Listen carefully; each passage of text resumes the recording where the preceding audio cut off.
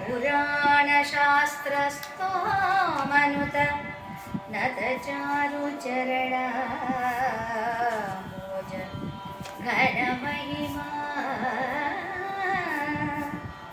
नामरूप क्रियाकलापविरामनु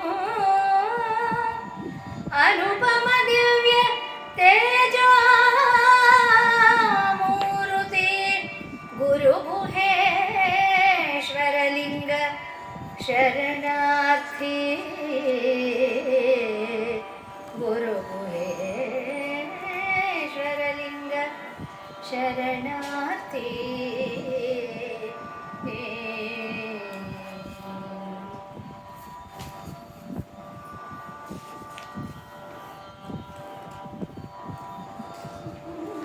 ಸೊಪ್ಪುಳಗದು ಕೈದು ಬಾಲದು ಒಪ್ಪ ಬಡಿಯದು ಜಂತ್ರ ಜೋಕೆಗೆ ತಪ್ಪುದೋರದು ಹೊಡೆಯೇ ಹಾರುವ ಹದ್ದಿನಂದದಲ್ಲಿ ನಿಪ್ಪಸರದಸಿ ಬಯಲದೆ ಅಪ್ಪಲರಸಿಯದಿದೇನು ಚೋದ್ಯಮ ನಿಪ್ಪಸರದ ಹಸಿ ಬಯಲದೇನು ಅಪ್ಪಲರಿಯದೆ ಇದೇನು ಚೋದ್ಯವೋ ತಪ್ಪದೀತನೆ ಗುರುವು ಎನ್ನುತ್ತ ಗೋರಕ್ಷ ನಿಂತೆಂದ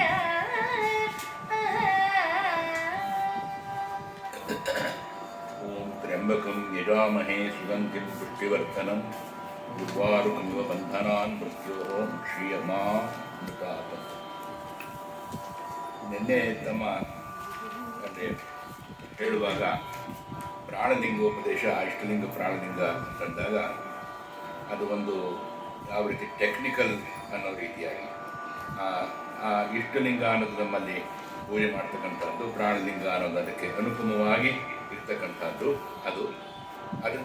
ಆದರೆ ಚನ್ನಬಸವಣ್ಣ ಯಾರು ಇದನ್ನು ಡಿಸ್ಟಿಂಕ್ಷನ್ ಮಾಡ್ತಾರೆ ಅಂತ ಹೇಳ್ತಾರೆ. ಬಸವಣ್ಣನವರು ಸೋದರಳಿಯ ಇಷ್ಟಲಿಂಗ ಪ್ರಾಣಲಿಂಗ ಎಂಬುದನ್ನು ಆರು ಬಲ್ಲರು. ಇಷ್ಟಲಿಂಗವೀಗ ದರ್ಪಣ, ಪ್ರಾಣಲಿಂಗ ಪ್ರತಿಬಿಂಬ. ದರ್ಪಣ ಅಂದರೆ ಕನ್ನಡಿ, ಪ್ರಾಣಲಿಂಗ ಅಂದರೆ ಪ್ರತಿಬಿಂಬ. ಇದ್ರ ಒಳಗೆ ಇಲ್ಲಿ ಎಲ್ಲವೂ ಅಂತರಂಗಕ್ಕೆ ಸಂಬಂಧಿಸಿದೆ. ಇಷ್ಟಲಿಂಗ ಪ್ರಾಣಲಿಂಗ ಜ್ಯೋತಿ ಅಂತರಂಗಕ್ಕೆ ಸಂಬಂಧಿಸಿದೆ. ನಮಗಿನ್ನ ಸ್ವಲ್ಪ ಮುಂದೋಗ್ತಾರೆ ಈ ವಿಚಾರದಲ್ಲಿ. ದರ್ಪಣ ಮಸುಳಿಸಿದರೆ ಪ್ರಾಣಲಿಂಗವ ಕಾಣಬಹುದೇ. ಕನ್ನಡಿ ಏನಾದ್ರು ನಾವು ಚೆನ್ನಾಗಿ ಹಿಡಿದೇ ಹೋದರೆ ಅದು ನಮಗೇನು ಗೊತ್ತಾಗಲ್ಲ, ಪ್ರತಿಬಿಂಬ ಸರಿಯಾಗಿ ಕಾಣಲ್ಲ. ಪ್ರಾಣಲಿಂಗ ಕಾಣಕ್ಕಾಗುತ್ತೆ ಆಗಲ್ಲ. ಇಷ್ಟ ಪ್ರಾಣಿ ತೃಪ್ತಿ ಎಂಬರು ನೋಡ, ಅವೆರಡೂ ತೃಪ್ತಿ ಆಗಿ ಗೊತ್ತಾಗುತ್ತೆ ಅಂತ. ಇಷ್ಟಲಿಂಗದಲ್ಲಿ ನಮ್ಮ ಇಷ್ಟಲಿಂಗದಲ್ಲಿ ಅಷ್ಟವಿಧ ಅರ್ಚನೆ ಷೋಡಶೋಪಚಾರ ಮಸುಳಿಸಿದರೆ ಆ ಅಷ್ಟವಿಧ ಅರ್ಚನೆ ನಾವುಗಳು ಕೂಡ ಅರ್ಚನೆ ಇತ್ಯಾದಿ ಇಟ್ಕೊಂಡಿರ್ತೇವೆ. ಷೋಡಶೋಪಚಾರ 16 ವಿಧ ಉಪಚಾರಗಳು ಮಸುಳಿಸಿದರೆ ಮಾಡದೇ ಹೋದರೆ ಸರಿಯಾಗಿ ಪೂಜೆಯನ್ನು ಪ್ರಾಣಲಿಂಗವ ಕಾಣಬಹುದೇ. ಅವನ ಇರವನ್ನು ಭಗವಂತ ಎಲ್ಲಿದ್ದಾನೋ ಅವನ ಶಿವನ್ನ ಕಾಣಬಹುದೇ. ಸಾಕ್ಷಿ ಅದಕ್ಕೆ ಒಂದು ಸಂಸ್ಕೃತ ಹೇಳ್ತಾರೆ, ಇಷ್ಟಲಿಂಗಂ ಅವಿಶ್ವಸ್ಯ ಪ್ರಾಣಲಿಂಗಂ ನ ಪಶ್ಯತಿ ದರ್ಪಣ ಪ್ರತಿಬಿಂಬಾನ ಯಥಾರೂಪಂ ತಥಾ ಭವೇತ್. ಹಾಗೆ ಕನ್ನಡಿಯನ್ನು ಚೆನ್ನಾಗಿಟ್ಕೊಂಡ್ರೆ ಪ್ರತಿಬಿಂಬವು ಚೆನ್ನಾಗಿರುತ್ತದೆಯೋ ಈ ಬಿಂಬ ಪ್ರತಿಬಿಂಬ ಎರಡು ಹೇಗಿರ್ತದೆ. ಭಗವಂತ ಬಿಂಬ, ಶಿವ ಬಿಂಬ, ಅವನು ಸಾಕ್ಷಿ ಸ್ಥಿರ, ಪ್ರಾಣಲಿಂಗ ಚಲಿಸುವ ಹಾಗೆ. ಇವನು ಹೋದಂತೆ ಅವನು ಚಲಿಸ್ತಾನೆ, ಅದನ್ನು ಇವನೊಬ್ಬನೇ ಸ್ಥಿರವಾದ, ಅದು ನಾವು ಹೇಳ್ತೀವಿ ಸ್ಥಿರಲಿಂಗ ಸ್ಥಿರವಾದ ಅಂತ ಹೇಳಿ ಎಂಬುದಾಗಿ ಇದು ಕಾರಣ. ಕೂಡಲ ಚನ್ನಸಂಗಮ ದೇವ ಇಷ್ಟದಲ್ಲಿ ಪ್ರಾಣತೃಪ್ತಿಯಾದವರ ತೋರಿ ಬದುಕಿಸಯ್ಯ. ಇದು ಇದರಲ್ಲಿ ಯಾರು ಭಾಳ ಸಾಧನೆ ಮಾಡಿದ್ದಾರೆ ಹೇಳು. ಅಲಮ ಪ್ರಭುವಿನ ಬಯಲ ದೇಹದಲ್ಲಿ ಇವನು ಎಷ್ಟೋ ಆಯುಧಗಳನ್ನು ಉಪಯೋಗಿಸ್ತಾ ಗೋರಕ್ಷ ಏನೂ ಆಗಲ್ಲ, ಬಯಲ ದೇಹದಲ್ಲಿ ವಾಪಸ್ ಬಂತು ಎಲ್ಲವೂ ಹಾಗೆ ಹೊಡೆದಿದ್ದಲ್ಲ. ಸಪ್ಪುಳಾಗೋದು ಶಬ್ದ ಆಗೋದಿಲ್ಲ. ನಾನು ಹೊಡೆದಿದ್ದು ಏನಾಗುತ್ತೆ, ಕೈದು ಅಂದರೆ ಆಯುಧ, ಕೈದುವಾನದು ಸಪ್ಪುಳಾಗು ಏನು ಹೊಡೆದ್ರು ಶಬ್ದ ಆಗ್ತಾ ಇಲ್ಲ. ಒಪ್ಪ ಒಳೆಯೋದು ಯಾವ ರೀತಿ ನಾನು ಹೊಡಿತೇನೋ ಅದು ಆಗ್ತಾ ಇಲ್ಲ.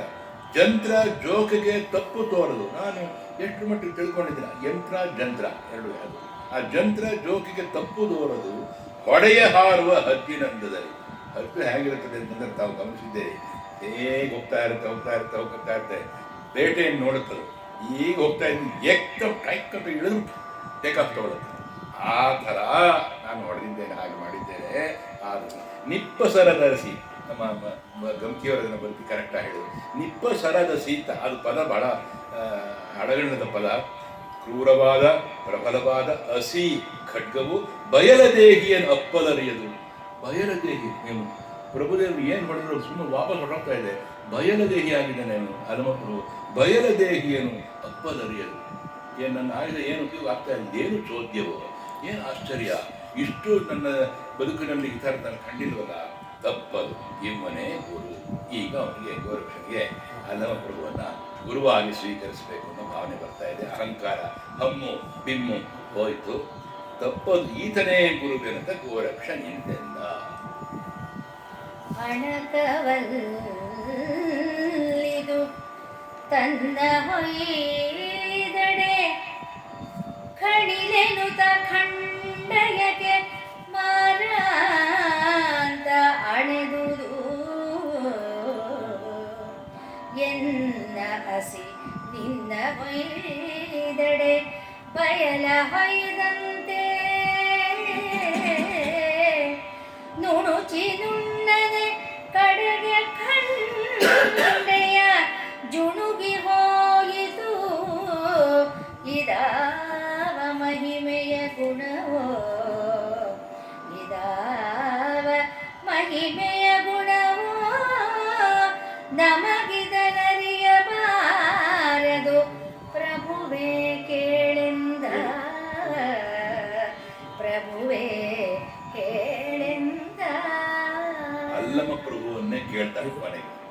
ಸೋತ್ಬಿಟ್ಟ. ಅಲ್ಲಮ ಪ್ರಭುವನ್ನೇ ಕೇಳ್ತಾನೆ. ಅಣಕವಲ್ಲ, ಇದು ಹಾಸ್ಯವಲ್ಲ. ತನ್ನ ಹೊಯ್ದಡೆ ಕಡಿಲೆನಂತ ಖಂಡೇಕೆ ಮಾರಾಂತದು ಅಣೆದುದು ಎನ್ನ ಹಸಿ. ನಾನೇನಾದ್ರು ಇದು ಮಾಡಿದ್ರೆ ನನಗೆ ಸಖತ್ ಅದು ಕಡಿದು ಹೇಳ್ಕೊಡುತ್ತೆ. ನಿನ್ನ ಹೊಯ್ದಡೆ, ನಿನ್ನ ನಾನು ಹೊಡೆದರೆ, ಅಲ್ಲಮ ಪ್ರಭುವನ್ನು ಹೊಡೆದ್ರೆ ಬಯಲ ಹೊಯ್ದಂತೆ. ವಾಪಸ್ ಬರ್ತಾ ಇದ್ದ, ಅವ್ನು ನಿಂತೇ ಇದ್ದಾನೆ. ಆದರೆ ಖಡ್ಗ ಏನು ಮಾಡ್ಲಿಕ್ಕೆ ಆಗ್ತಾ ಇಲ್ಲ. ಬಯಲಿದ್ದಂಗಿದೆ. ಬಯಲಿನ ಮೇಲೆ ಹೇಗೆ ನಾವು ಏನಾಗ್ತೀವೋ ಹಾಗೆ ಬಯಲ ಹೊಯ್ದಂತೆ. ಇದ್ಯಾವ ಒಂದು ಸಾಧನೆ ನಿಂದು ಮಾನ್ಭಾವ. ನುಣುಚಿ ನುಣ್ಣನೆ ಕಡೆಗೆ ಖಂಡೆಯ ಜುಣುಗಿ ಹೋಯಿತು. ಎಷ್ಟು ಮಟ್ಟಿಗೆ ಹೊಡೆದರೂ ಕೂಡ ಯಾವ ರೀತಿ ಅಸವ್ಯ ಅಪಸವ್ಯ ಅಂತ ಹೋಸಲಿ ಮೊನ್ನೆ ಹೇಳಿದ್ದ ಹಾಗೆ ಹೀಗೆ ಹೇಗೆ ಹೊಡೆದರೂ ಕೂಡ ಏನು ಸಿಗ್ತಾ ಇಲ್ಲ. ಇದಾವ ಮಹಿಮೆಯ ಗುಣವೋ, ನಿನ್ನಲ್ಲಿ ಯಾವ ಮಹಿಮೆ ಇದೆ, ಏನು ಗುಣ ಇದೆ, ಏನು ಸಾಧನೆ, ಏನು ಪ್ರಭಾವ ಪರಿಣಾಮ ಇದೆ, ನಮಗೆ ಇದನ್ನು ಅರಿಯಬಾರದು ಪ್ರಭುವೇ ಹೇಳಿದ. ನಮ್ಗೆ ಗೊತ್ತಾಗ್ತಾ ಇಲ್ಲ, ನೀನೇ ದಯವಿಟ್ಟು ಗೈಡ್ ಮಾಡು ಅಂತ ಹೇಳ್ದ. ಅಲ್ಲಿಗೆ ಬಂದ, ಆ ಸ್ಟೇಜಿಗೆ ಬಂದ. ಕಾಯ ಬಲಿದಡೆ ಮಾಯೆ ಬಲಿವುದು, ಮಾಯೆ ಬಲಿದಡೆ ಛಾಯೆ ಬಲಿವುದು. ಕಾಯ ಮಾಯ ಛಾಯೆ ಬಲಿದಡೆ ಸಿದ್ಧನವನಲ್ಲ. ಕಾಯ ಮಾಯ ಛಾಯದಾಗಿನ ದಾಯವನು ನೆರೆ ಕಳೆದನಾದಡೆ. ಕಾಯ ಮಾಯ ಛಾಯದ ಆಗಿನ ದಾಯವನು ನೆರೆ ಕಳೆದನಾದಡೆ. ರಾಯನಾಥನು ಸಿದ್ಧರರಿ ಗೋರಕ್ಷ ಕೇಳೆಂದ. ಮುಂದೆ ಫಿಲಾಸಫಿ ಹೇಳಿದ್ದು ಬಿಡಿಸಿ ಹೇಳಿದ್ರು ನಮ್ಮ ಗಮಕಿಯಲ್ಲಿ. ಗೋರಕ್ಷ ಹೇಳಿದ್ದು ನೋಡಪ್ಪ ಹೀಗಿದೆ. ಅವ್ರು ಕರೆಕ್ಟಾಗಿ ಪ್ರತಿಬಿಂಬಿಸಿದ್ದಾರೆ ಅದನ್ನ ವಚನದ ಪದ್ಯದಲ್ಲಿ. ಕಾಯ ಬಲಿದಡೆ ಮಾಯೆ ಬಲಿಯುವುದು. ಶರೀರ ಬದುಕೊಂಡ್ಬಿಟ್ರೆ ಮಾಯನೋದ್ರ ಜೊತೆಗೆ ಬದುಕೊಂಡು ಹೋಗುತ್ತೆ ಅಂತ ನಿಜ. ಮಾಯ ವಾಸನೆ ಈಗ ಪ್ರತ್ಯಕ್ಷ ನೋಡ್ತಾ ಇರ್ತೇವೆ, ಈಗ ಬೇಡ. ಮಾಯೆ ಬಲಿದಡೆ ಛಾಯೆ ಬರುವುದು, ಛಾಯೆ ಬಲಿಯುವುದು. ಮಾಯೆ ಜಾಸ್ತಿ ಆದರೆ ಅದರ ನೆರಳು ಅದು ಕೂಡ ಜನ್ಮಕ್ಕೆ ಅಂಟ್ಕೊಂಡು ಬರುತ್ತೆ, ಅದು ಬಲಿಯುತ್ತೆ. ಅದು ಬಲಿತ್ರೆ ಇವನು ಹೋದ ಅಂತ ಲೆಕ್ಕ.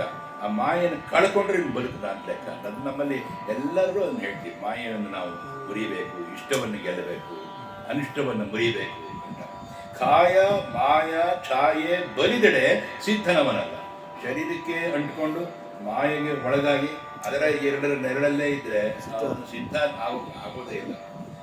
ಕಾಯ ಮಾಯ ಛಾಯದ ಆಗಿನ ದಾಯವನ್ನು ನೆರೆ ಕಳೆದಡೆ ಅವನೇನಾದರೂ ಶರೀರಕ್ಕೆ ಒಂದು ತುಂಬ ಇಂಪಾರ್ಟೆನ್ಸು ಕೊಡದೆ, ತುಂಬ ನೆಚ್ಚದೆ, ಅದರಲ್ಲೇ ಬಲ್ತ್ಕೊಳ್ದೆ, ಮಾಯಾಛಾಯದ ಅದ್ರ ಜೊತೆಗೆ ಮಾಯೆಯ ಒಂದು ಇದಕ್ಕೂ ಒಳಗಾಗಿಬಿಟ್ರೆ ಆ ನೆರಳು ಅದನ್ನು ಕಳ್ಕೊಂಡ್ರೆ, ದಾಯ ಅಂದರೆ ಆಸ್ತಿ, ಕೊಡುಗೆ, ಆ ಎರಡು ಕೊಡುಗೆ ಏನಪ್ಪ ಅಂತಂದರೆ ಮನಸ್ಸು ಬದುಕು ಚೆನ್ನಾಗಿ ಇಲ್ಲದೆ ಇರೋದು. ಅದು ಬಿಟ್ಟು ಈಶ್ವರನ ಶಿವನನ್ನು ಪ್ರಾರ್ಥನೆ ಮಾಡೋದಾದರೆ ನೆರೆ ಕಳೆದ ನಾಡದೆ ಆ ಎರಡು ಮಾಯೆಯನ್ನು ಕಳೆದರೆ ಶರೀರದ ಮಾಯೆ, ಆ ಮಾಯೆಯ ಛಾಯೆ, ಆ ಬದುಕತಕ್ಕಂಥ ಒಂದು ಆಸೆ ಆಮಿಷಗಳು, ಅರಿಷಡ್ವರ್ಗಗಳು ಅದನ್ನು ಕಳೆದರಾಗಲೇ ರಾಯನು ಆತನು ಸಿದ್ಧರಲ್ಲಿ ಗೋರಕ್ಷ ಕೇಳಂದ. ಅವನು ಅನ್ನಿಸ್ಕೊಳ್ತೀನಿ. ರಾಯ ಅಂದರೆ ರಾಜ. ಯಾವ ರಾಜ? ಪರಮಾತ್ಮನಿಗೆ ಹತ್ತಿರನಾದಂಥವನು ಅಂತ ಅನ್ನಿಸ್ಕೊಳ್ತಾನೆ ಗೋರಕ್ಷ. ಸಿದ್ಧರಲ್ಲಿ ಅವನು ರಾಯನಾಗುವನು.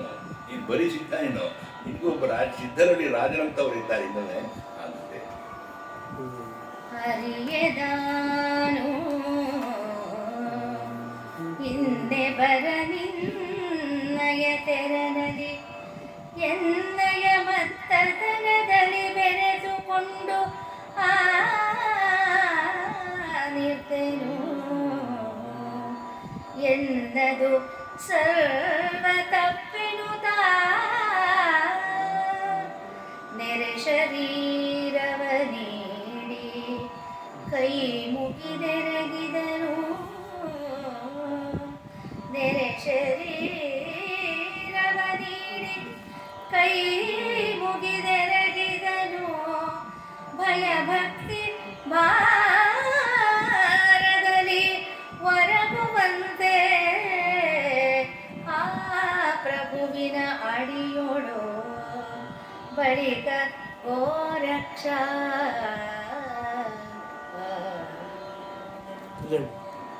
ಹರಿ ಮೋಹನ ಹರಿಯೇ ನಾನು ಇನ್ನೇ ಬರ. ನಾನು ಇಲ್ಲಿ ತನಕ ನಾನು ತಿಳ್ಕೊಂಡಿರಲಿಲ್ಲ.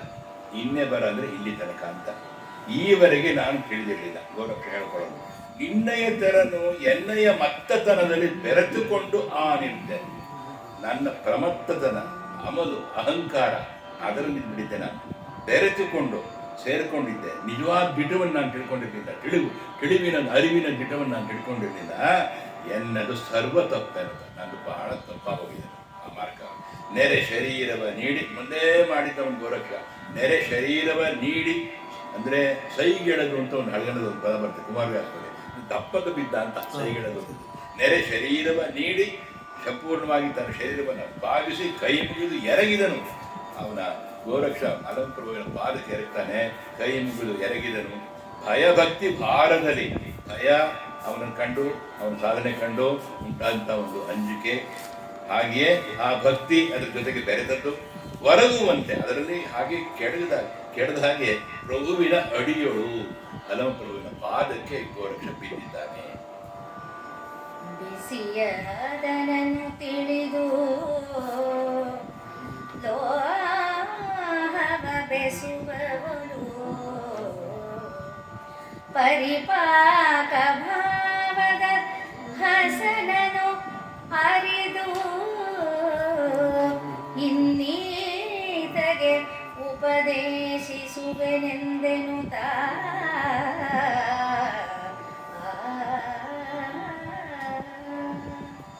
ಒಸೆದು ಹಣೆ ಬಿಡಿದೆತ್ತಿ, ಒಸೆದು ಹಣೆ ಬಿಡಿದೆತ್ತಿ ಕರುಣವ ಪಸರಿಸುತ್ತ ಗೋರಕ್ಷಣನು ಮನ್ನಿಸಿದನು. ಎಮ್ಮಯ ಗುರು ಗುಹೇಶ್ವರಲಿಂಗ ಲೀಲೆಯಲಿ ಗುರುಗುಹೇಶ್ವರ ಲಿಂಗದ ಲೀಲೆಯಲ್ಲಿ ಇದ್ದರೆ ಇಲ್ಲಿ ಈಶ್ವರನ ಸಂಬಂಧ, ಈಶ್ವರನ ರೂಪವೇ ಆಗಿ ಬಂದಿರತಕ್ಕಂಥ ಅಲಂಪ್ರಭು ತನ್ನ ಒಂದು ಲೀಲಾ ವಿನೋದದಲ್ಲಿ ಹಾಗೆ ಅವನನ್ನು ಕ್ಷಮಿಸಿ ಗೋರಕ್ಷಣ ಅಹಂಕಾರವನ್ನು ಮುರಿದಿಟ್ಟು ಬಿಸಿಯ ಹದನನ್ನು ತಿಳಿದು ಲೋಹವನ್ನು ಬೆಸುವವರು. ಎಂಥ ನಾಣ್ಣುಡಿ ಅದು ನೋಡಿ. ಯಾವಾಗೂ beat the iron when it is hot ಅಂತ ಇಂಗ್ಲೀಷಲ್ಲಿ ಒಂದು ಮಾತಿದೆ ಅಲ್ವಾ? Beat the iron when it is hot ಅಂತ. It will bend to any shape you want ಅಂತ. ಅಂದರೆ ಅದರಿಂದ ಬಿಸಿಯ ಹದನನ್ನು ತಿಳಿದು ಲೋಹವ ಬೆಸುವವಳು. ಬಿಸಿ ಚೆನ್ನಾಗಿ ಹಾಕ್ಕೊಂಡು ಕೆಂಡ ಕಾಣುತ್ತೆ ನಮಗೆ ಕೆಂಡ ಅದು ಕೆಂಪಗೆ. ಆವಾಗ ಅದನ್ನು ಹೊಡೆಯೋ ಹಾಗೆ ಪರಿಪಾದ ಭಾವದ ಹಸನನ್ನು ಅರಿದು ಗೋರಕ್ಷಣೆಯಲ್ಲಿ ಉಂಟಾದಂಥ ಅಹಂಕಾರ ಮುರಿದು ನಿರ್ಮಲತೆ ಉಂಟಾಗುವ ಪ್ರಸರದ ಬಂತಲ್ಲ ಅಂತ ಹಸನು ಒಳ್ಳೆಯದನ್ನು ಅರಿತುಕೊಂಡು ಇನ್ನು ಈತಗೆ ಉಪದೇಶಿಸುವೆನು. ಇವನಿಗೆ ಇನ್ನು ನಾನು ಒಂದು ಈಶ್ವರ ತತ್ವ ಶಿವತತ್ವವನ್ನು ಉಪದೇಶಿಸ್ತೇನೆ ಎಂದು ಹೊಸೆದು ತುಂಬ ಪ್ರೀತಿಯಿಂದ ಪ್ರಸನ್ನನಾಗಿ ಹಣೆವಿಡಿದೆತ್ತಿ ಹಿಂದಿನ ಬರುತ್ತೆ ಮೂಸಿದನು ಹಣೆಯನು ಅಂತ ಒಂದು ಪದ್ಯದಲ್ಲಿ ಬರುತ್ತೆ ಕುಮಾರವ್ಯಾಸನಲ್ಲಿ. ಅಂದರೆ ಸುಮ್ಮನೆ ಹೀಗೆ ಹಿಡ್ಕೊಂಡು ಅವನು ಹಾಗೇ ತಗೊಂತಾನೆ. ಹಾಗೆ ಹೊಸೆದು ಹಣವಿಡಿದೆತ್ತಿ ಕರುಣವ ಪಸರಿಸುತ್ತಾ ಗೋರಕ್ಷನ ಮೇಲೆ ಕರುಣೆಯನ್ನು ತೋರಿಸ್ತಾ ಗೋರಕ್ಷನನು ಮನ್ನಿಸಿದನು.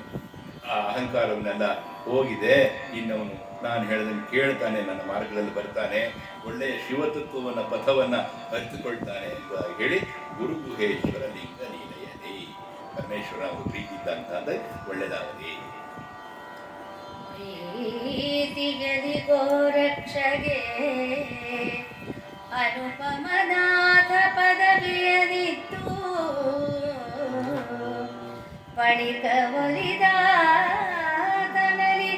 ಗುರು ಪೂಜೆಯನ್ನು ಕೈಕೊಂಡು ಕರುಣದಲ್ಲಿ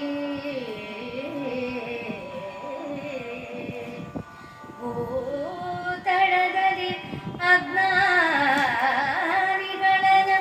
ಇನ್ನೋದು ಸುಜ್ಞಾನಿಗಳ ಮಾಡುವೆನು. ಭೂತಳದಲ್ಲಿ ಅಜ್ಞಾನಿಗಳನ್ನು ಇನ್ನೋದು ಸುಜ್ಞಾನಿಗಳ ಮಾಡುವೆನು. ಈತಗಳನ್ನು ಎಂದೆನುತ್ತಲಿ ಆ ಪ್ರಭುರಾಯ ಬರುತ್ತಿದ್ದ.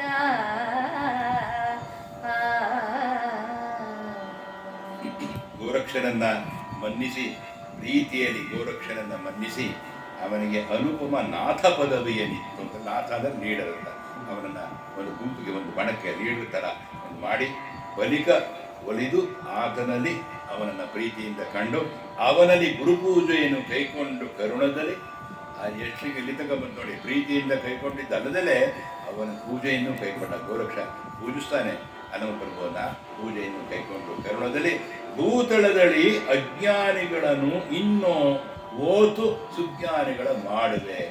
ಓತು ಅಂದರೆ ಪ್ರೀತಿಯಿಂದ ಅನೇಕರನ್ನ, ಈ ಭೂಮಿಯಲ್ಲಿ ಇರುವ ಅನೇಕ ಅಜ್ಞಾನಿಗಳನ್ನು ಅಹಂಕಾರಿಗಳನ್ನು ಪ್ರೀತಿಯಿಂದ ಇರುವ ಹಾಗೆ ಚೆನ್ನಾಗಿ ಅವರ ಶಿವಪಥವನ್ನು ಹಿಡಿಯುವ ಹಾಗೆ ಸುಜ್ಞಾನಿಗಳ ಮಾಡುವೆ. ಈತಗಳು ಅನ್ನೋ ಪದ ಹಡಗನದ ಒಂದು ಮಗ್ಗುಲು. ಈತಗಳು ಅಂದರೆ ಇವನನ್ನ ಏನು ಕರಿ ಆ ಪ್ರಭುರಾಯ ಬರುತ್ತಿದ್ದ ಜೊತೆ ಬರ್ತಾನೆ. ಬರುತ್ತ ಈ ಪರಿಗಲಿ ಉತ್ತರ ಧರಣಿ ತಳೆದೊಳು ಋಷಿಗಳ ಶ್ರಮ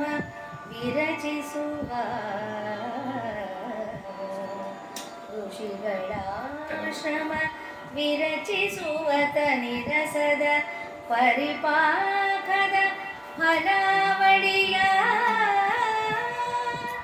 ತರುಲತಾಳಿಯ ತಿಳಿಗೊಳಂಗಳ ವರನಿನಾದದ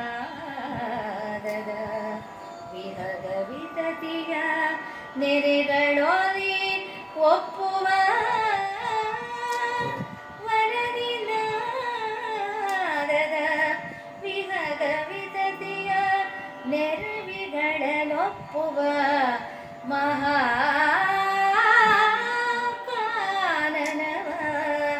ಪ್ರಭು ಕಂಡ.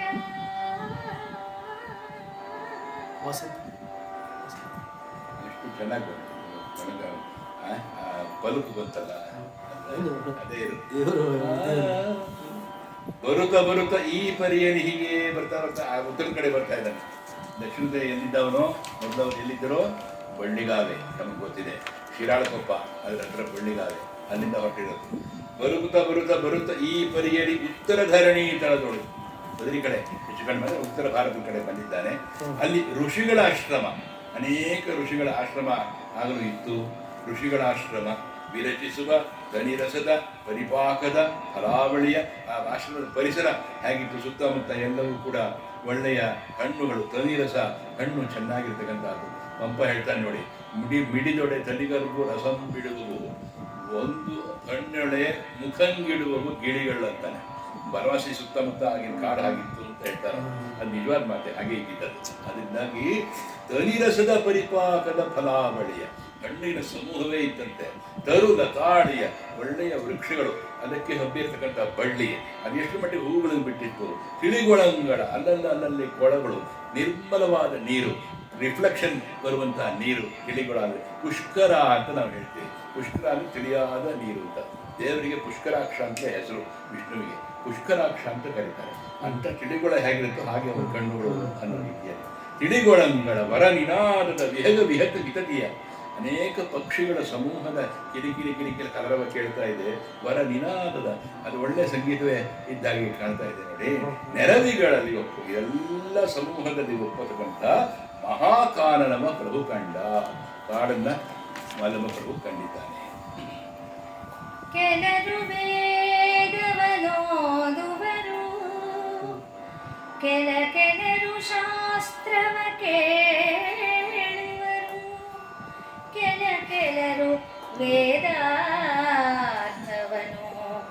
ಉಪನ್ಯಾಸವನು ಮಾಡುವರು, ಕೆಲರು ದರ್ಶನ ತರ್ಕ ಭೇದಗಳನ್ನು ತಿಳಿವವರು, ಎಲ್ಲಿ ನೋಡಲು ತುಳುಕುತ್ತಿದ್ದುದು ಶಬುದ, ಎಲ್ಲಿ ನೋಡಲು ತುಳುಕುತ್ತಿದ್ದುದು ಶಬುದ ಸಂಭ್ರಮವು ಆ ಮನಾಂತದಲ್ಲಿ. ಆ ಕಾಡಿನ ಅಂತರ್ಯದಲ್ಲಿ, ಕಾಡಿನ ನಡುವಿನಲ್ಲಿ ಎಷ್ಟು ಚೆನ್ನಾಗಿ ಆಶ್ರಮಗಳಿತ್ತು. ಈಗಲೂ ಅಳಿದುಳಿದು ನೈಮಿಷಾರಣ್ಯ ಅಂತ ಹೋದಾಗ ಟೂರ್ ಹೋದರೆ ನೈಮಿಷಾರಣ್ಯ ನೋಡಿದಾಯಿತು.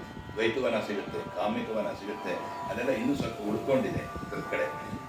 ಅದೇ ರೀತಿ ನಮ್ಮ ದಕ್ಷಿಣದಲ್ಲೂ ಅಷ್ಟೇ, ಬನವಾಸಿ ಆ ಕಡೆ ಇನ್ನೂ ಸ್ವಲ್ಪ ಹೋದರೆ ಸಿದ್ದಾಪುರ, ಶಿರಸಿ ಆ ಕಡೆ ಹೋಗಿ ಇನ್ನೂ ಸ್ವಲ್ಪ ಉಳ್ಕೊಂಡಿದೆ.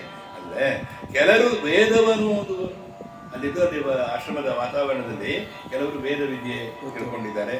ಕೆಲವರು ಶಾಸ್ತ್ರವ ಕೇಳುವರು, ವೇದವನ್ನು ನಡೆಸೋರು. ಕೆಲವರು ಏನು ಉಪನ್ಯಾಸ ಶಾಸ್ತ್ರ ಹೇಳ್ತಾ ಇದ್ರೋ ಆ ಶಾಸ್ತ್ರಗಳನ್ನ ಆಲಿಸ್ತಾ ಇದ್ದಾರೆ. ಕೆಲವರು ವೇದಾರ್ಥವನ್ನು ಉಪನ್ಯಾಸವನ್ನು ಮಾಡುವರು. ಕೆಲವು ತಿಳ್ಕೊಂಡಿರೋ ಅಲ್ಲೆಲ್ಲ ಗುಂಪು ಸೇರಿಕೊಂಡು ನಾನು ಏನು ಓದಿದ್ದೋ ಪಾಠ ಅದನ್ನು ಇವರುಗಳಿಗೆ ಗುಡ್ಡುಗಳು ಅಂದರೆ ತಮಡಿಗಳು ಅಂದರೆ ಚಿಕ್ಕವರಿಗೆ ಅವ್ರಿಗೆ ಪಾಠ ಮಾಡ್ತಾ ಇದ್ದಾರೆ. ಶಕ್ತಿ ವಿಶಿಷ್ಟ ಅದ್ವೈತ ಪಾಠ ಮಾಡ್ತಾ ಇದ್ದಾರೆ. ಕೆಲವರು ದರ್ಶನ ತರ್ಕ ಭೇದಗಳನ್ನು ತಿಳಿಯುವವರು. ಎಂ ಶೈವ ಸೌಪಾಸುತೆ ಶಿವ ಇತಿ ಬ್ರಹ್ಮೇತಿ ವೇದಾಂತಿನಃ ಬೌದ್ಧ ಬುದ್ಧ ಇತಿ ಪ್ರಮಾಣ ಪಟವ ನೈಯಾಯಿಕಾ ಸೋಯಂ ನಿರ್ಧಾತಿಕ ಸಂಕೇಶವೈನ ಸದಾ ಅಂತ ಒಂದು ಶ್ಲೋಕ ಇದೆ, ಬೇರೂರು ಶಾಸನ. ಅದು ಎಂ ಶೈವ ಸೌಪಾಸುತೆ. ಹಾಗೆ ಕೆಲವರು ದರ್ಶನ ತರ್ಕ ಭೇದಗಳನ್ನು ತಿಳಿಯುವವರು, ತಿಳ್ಕೊಳ್ತಾ ಇದ್ದಾರೆ, ದರ್ಶನವನ್ನು ತಿಳ್ಕೊಳ್ತಾ ಇದ್ದಾರೆ.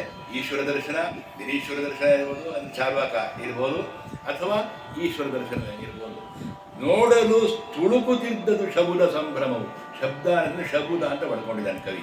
ಶಬುದ 3 ಲಘು ಮಾಡಿದ್ದಾನೆ. ಅದು ಶಬ್ದ ಅಂದರೆ ದ ಅನ್ನಕ ಗುರು ಆಗುತ್ತೆ. ಒತ್ತಕ್ಷರದ ಹಿಂದಿನ ಅಕ್ಷರ ಗುರು ಅಂತ ಹೇಳ್ತೀವಿ ನಾವು. ಶಬ್ದ ಅಂದರೆ ಒಂದು ಗುರು, ಒಂದು ಲಘು ಬಂದ್ಬಿಡುತ್ತೆ. ಇದು ಹಾಗಲ್ಲ, 3 ಲಘುನೇ ಶಬುದ.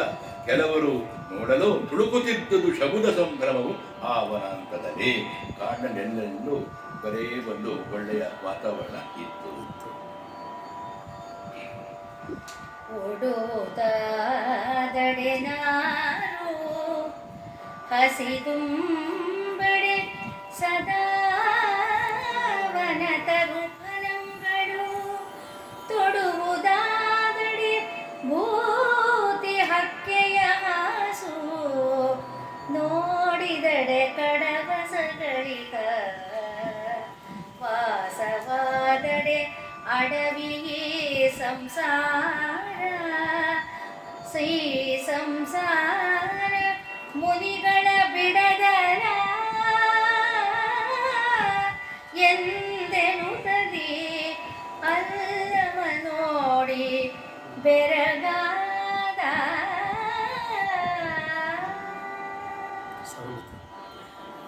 ಉಡುವುದಾದರೆ ನಾರು ಮಡಿ ಉಟ್ಕೊಳ್ಳೋದಾದರೆ, ಹಸಿದು ಉಂಬಳೆ ಸದಾ ವನ ತರು ಫಲಗಳು, ಒಳ್ಳೆಯ ಹಣ್ಣುಗಳು ಸಿಗುತ್ತೆ ಯಾವಾಗ ಬೇಕಾಗುತ್ತೆ.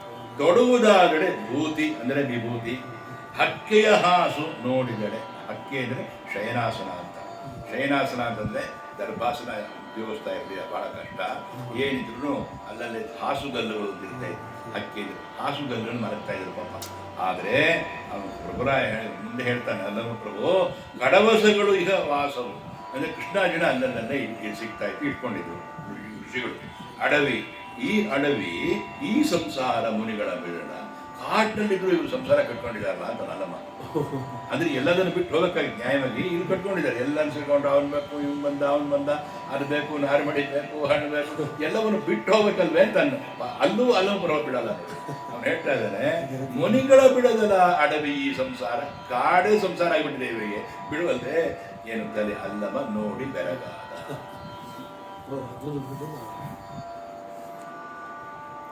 ನಾರು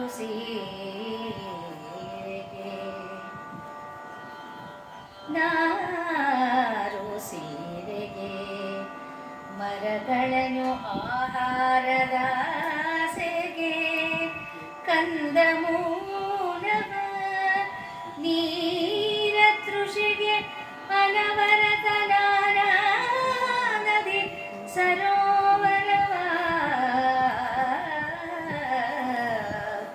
ಹಾರಿಕೊಂಡಿಹ ಘೋರತರ ಸಂಸಾರ ಮುನಿಗಳ ಬಿಡದು,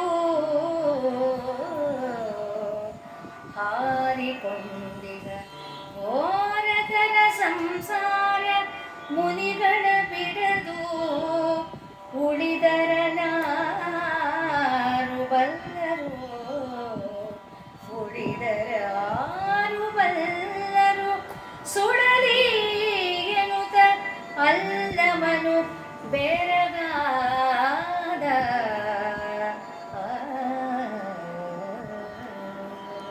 ಈ ಎರಡು ಪದ್ಯಗಳನ್ನು ನಾವು ನೋಡುವಾಗ ನೀವು ಹೇಳ್ತೀರಿ, ಅವನು ಅಲ್ಲಮ್ಮ ಇದೆಲ್ಲವನ್ನು ಮೀರಬೇಕು ಅಂತ. ಎಲ್ಲ ಬೇಡ, ಬೇಕಿಲ್ಲ. ನಾರು ಸೀರೆಗೆ ಮರನುಗಳು, ನಾರು ಮಡಿ, ಅದಕ್ಕೆ ಮರಗಳ ಒಂದು ಆಸರೆ ಹಾಗೆ ಹರಡಿದ್ದಾರೆ. ಮರಗಳಿದ್ದಾವೆ. ಮರಗಳು ಯಾಕೆ ಬೆಳೆಸಿದ್ದಾರೆ? ಮರನುಗಳು ಆಹಾರದ ಆಸೆಗೆ ಕಂದಮೂಲ ಫಲವ, ಅಲ್ಲಿ ಗೆಡ್ಡೆ ಗೆಣಸು ಇರ್ತಕ್ಕಂಥದ್ದು, ಅಲ್ಲಿ ಹಣ್ಣು ಬಿಡ್ತಕ್ಕಂಥದ್ದು ಯಾವುದೇ ಆಗಲಿ ಆ ವೃಕ್ಷ. ನೀರ ತೃಷೆಗೆ, ಬಾಯಾರಿಕೆ ಆದರೆ ಕುಡಿಯೋದಕ್ಕೆ ನೀರು ತೃಷೆ ಆದರೆ ತೃಷೆ ಬಾಯಾರಿಕೆ ಅಂತ. ಬಾಯಾರಿಕೆಗೆ ಅನವರತ ನಾನಾ ನದಿ ಸರೋವರವ, ಈಗ ಅದಕ್ಕೆ ಹಳ್ಳ ಕೊಳ್ಳ ತೊರೆ ಝರಿ ಇಲ್ಲ ಇದ್ದಾವೆ. ಹಾರಿಕೊಂಡಿಹ ಘೋರತರ ಸಂಸಾರ, ಇನ್ನೂ ಸಂಸಾರವಲ್ಲ ಇವರಿಗೆ, ಸಂಸಾರ ಬಿಡಲ್ಲ ಇವರು.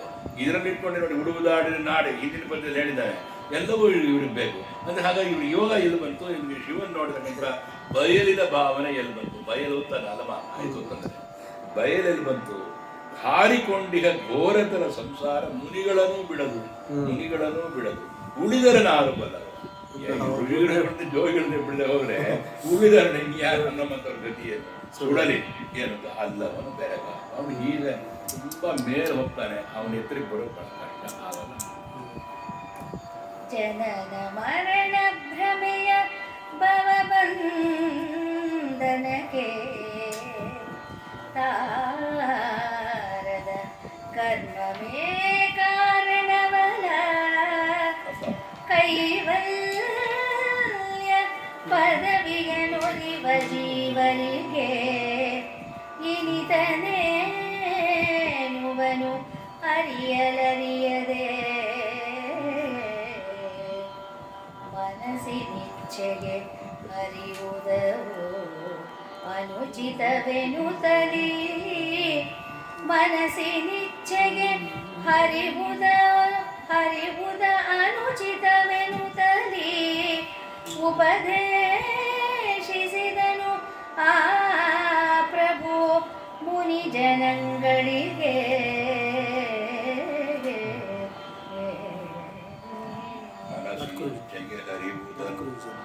ಮನಸ್ಸಿನಿಚ್ಛೆಗೆ ಹರಿಯುವುದನ್ನು ಉಚಿತವು ಎನ್ನುತ್ತಲೇ. ಉಚಿತ ಯಾವುದು ಮನಸ್ಸಿಗೆ ಸರಿ ಹೋಗುತ್ತೋ, ಯಾವುದು ಮೇಲಕ್ಕೆ ಭಾವನೆ ಬರುತ್ತದೋ ಅಂಥ ಬೇಕಪ್ಪ ಅಂತೇಳಿ ಅನಂತರು ತಾನಾಗಿ ಅಲ್ಲಿರೋ ಮುನಿಜನಗಳಿಗೆ ಎಲ್ಲರಿಗೂ ಬೋಧಿಸಿದ್ದಾನೆ. ಏನು? ಜನನ ಮರಣ ಭ್ರಮೆಯ ಭವಬಂಧನಕ್ಕೆ ತಾರದ ಕರ್ಮವೇ ಕಾರಣವಲ್ಲ. ಎಲ್ಲವೂ ಇದೇ ಕಾರಣ ಇದೆ. ಮತ್ತೆ ಪುನರಪಿ ಜನನಂ ಪುನರಪಿ ಮರಣಂ ಅದನ್ನು ಹಾಗೆ ಜನನ ಮರಣ ಭ್ರಮೆಯ ಭವಬಂಧನಕ್ಕೆ ತಾರದ ಕರ್ಮವೇ, ಕರ್ಮ ಇದೆಯಲ್ಲ, ಕರ್ಮದ ಸಂಕೋಲೆ ಅದೇ ಕಾರಣವಲ್ಲ. ಕೈವಲ್ಯ ಪದವಿಯ ನಡುವರೆಗೆ ಜೀವರಿಗೆ ಯಾರು ಮೋಕ್ಷವನ್ನು ಬಯಸ್ತಾರೋ ಕೈವಲ್ಯವನ್ನ ಅಂಥವರಿಗೆ ಇನಿತನು ಏನುವನು ಅರಿಯದೆ ತಿಳ್ಕೊಳ್ಳಿಕ್ಕೆ ತಿಳಿದೆ ಇಷ್ಟನ್ನು ಕೂಡ ಮಾಡಿಕೊಂಡು ಮನಸ್ಸಿನ ಇಚ್ಛೆಗೆ ಹರಿಯುವುದು ಅನುಚಿತವು. ಮನಸ್ಸಿನ ಇಚ್ಛೆಗೆ ಹರಿಯುವುದನ್ನು ಉಚಿತವು. ಮನಸ್ಸಿಗೆ ಹೇಗೆ ಬಂತು ಹಾಗೆ ಬಂದ್ರೆ ಅದು ಹಾಗೂ ಮಾಡಬೇಕು. ಅದಕ್ಕೆ ಅವನು ಹಾಕಿರೋದು. ಮನಸ್ಸಿಗೆ ಇಚ್ಛೆಗೆ ಹರಿಯುವುದು ಅನುಚಿತವು ಎನ್ನುತ್ತರು ಅಂದ್ರೆ ಆಗಲ್ಲ. ಮನಸ್ಸಿನ ಇಚ್ಛೆಗೆ ಹರಿಯುವುದು ಅನುಚಿತವು ಆಗಲ್ಲ. ಆದರೆ ಮನಸ್ಸಿನಿಗೆ ಯಾವ್ದು ಬೇಕೋ ಅದು ಸಲ್ಲದೋ ಅದು ನಾವು ತಗೋಬಾರ್ದು, ಉಚಿತವಾದನ್ನು ಮಾತ್ರ ತಗೋಬೇಕು ಎನ್ನುತ್ತಾರೆ ಉಪದೇಶಿಸಿದನು ಪ್ರಭು ಮುನಿಜನ. ಉಚಿತ ಇರಬೇಕು. ಒಂದರಲ್ಲಿ ಎರಡನ್ನು ತಂದಿದ್ದಾನ. ಅಲ್ಲ, ಮನಸ್ಸಿಚ್ಛೆಗೆ ಬಿಟ್ಬಿಟ್ರೆ ಮನಸ್ಸಿನ ಇಚ್ಛೆಗೆ ಹರಿಯುವುದು ಯಾವಾಗ ಮನಸ್ಸು ಬಂದಂಗೆ ಮಾಡಿದ್ರೆ ಅನುಚಿತ ಆಗುತ್ತೆ. ಮನಸ್ಸಿನ ಇಚ್ಛೆಗೆ ಹರಿಯುವುದನ್ನು ಉಚಿತವೆನ್ನುತ್ತಲೇ ಅಂದ್ರೆ ಅದನ್ನು ಯಾವ್ದು ಬೇಕೋ ಅದನ್ನ ಮಾತ್ರ ತಗೊಂಡ್ರೆ ಸರಿಯಾದ ಅದು ಉಚಿತವಾಗುತ್ತೆ. ಅದನ್ನ ಎರಡು ವರ್ಗದಲ್ಲಿ ಬರುತ್ತೆ. ಅಲ್ಲ, ಬಟ್ ನಂಗೆ ಮನಸ್ಸಿನ ಬಿಟ್ಬಿಟ್ರೆ ಅನುಚಿತ ಅನ್ಸುತ್ತೆ. ಅನುಚಿತವಾಗುತ್ತೆ. ಮನಸ್ಸಿನ ಬಿಟ್ಕೊಡುದು ಅದು ಅನುಚಿತವಾಗ್ಬಿಡುತ್ತೆ. ಎಲ್ಲಿ ಕರ್ಕೊಂಡು ಹೋಗುತ್ತಲ್ಲ ಕಂಟ್ರೋಲ್ ಮಾಡಬೇಕು. ನಿಯಂತ್ರಣ ಪ್ರಭು ಮುನಿಜನಗಳಿಗೆ. ಯಾಕಂದ್ರೆ ಮೇಲೆ ಬೈಕೊಂಡ್ ಬರ್ತಾನ. ಹೌದು, ಇಲ್ಲೂ ಬೈದಲ್ಲ. ಈ ಮುನಿಜನಗಳು ಇಲ್ಲೇ ಸಂಸಾರ ಕಟ್ಕೊಂಡಿದ್ದಾರೆ ಅಂತಂದ ಅಷ್ಟಿಗೆ ಬೈತಾನೆ. ಸ್ವಲ್ಪ ಎಷ್ಟು ವ್ಯತ್ಯಾಸ ಆಗಿದೆ. ಅಹಂಕಾರವೇ ಪಶು ಯೋಪಕಂಭವೇ ಮನಸ್ಸು ಪವನ ಸ್ಥಾಪಿತವೇ ಬಂಧಿಸುವ ಪಾಶ ವಿವೇಕವೇ ಶಸ್ತ್ರ ವ್ಯಾಪಿಸಿದ ಸುಜ್ಞಾನವಗ್ನಿ ಸದಾ ಪುನೀತಮಯ ಆತ್ಮನ ಅಧ್ವರಿ ಈ ಪರಿಯನು ಅರುಹಿಸಿದನು ಆ ಪ್ರಭು ಮುನಿಜನಗಳಿಗೆ.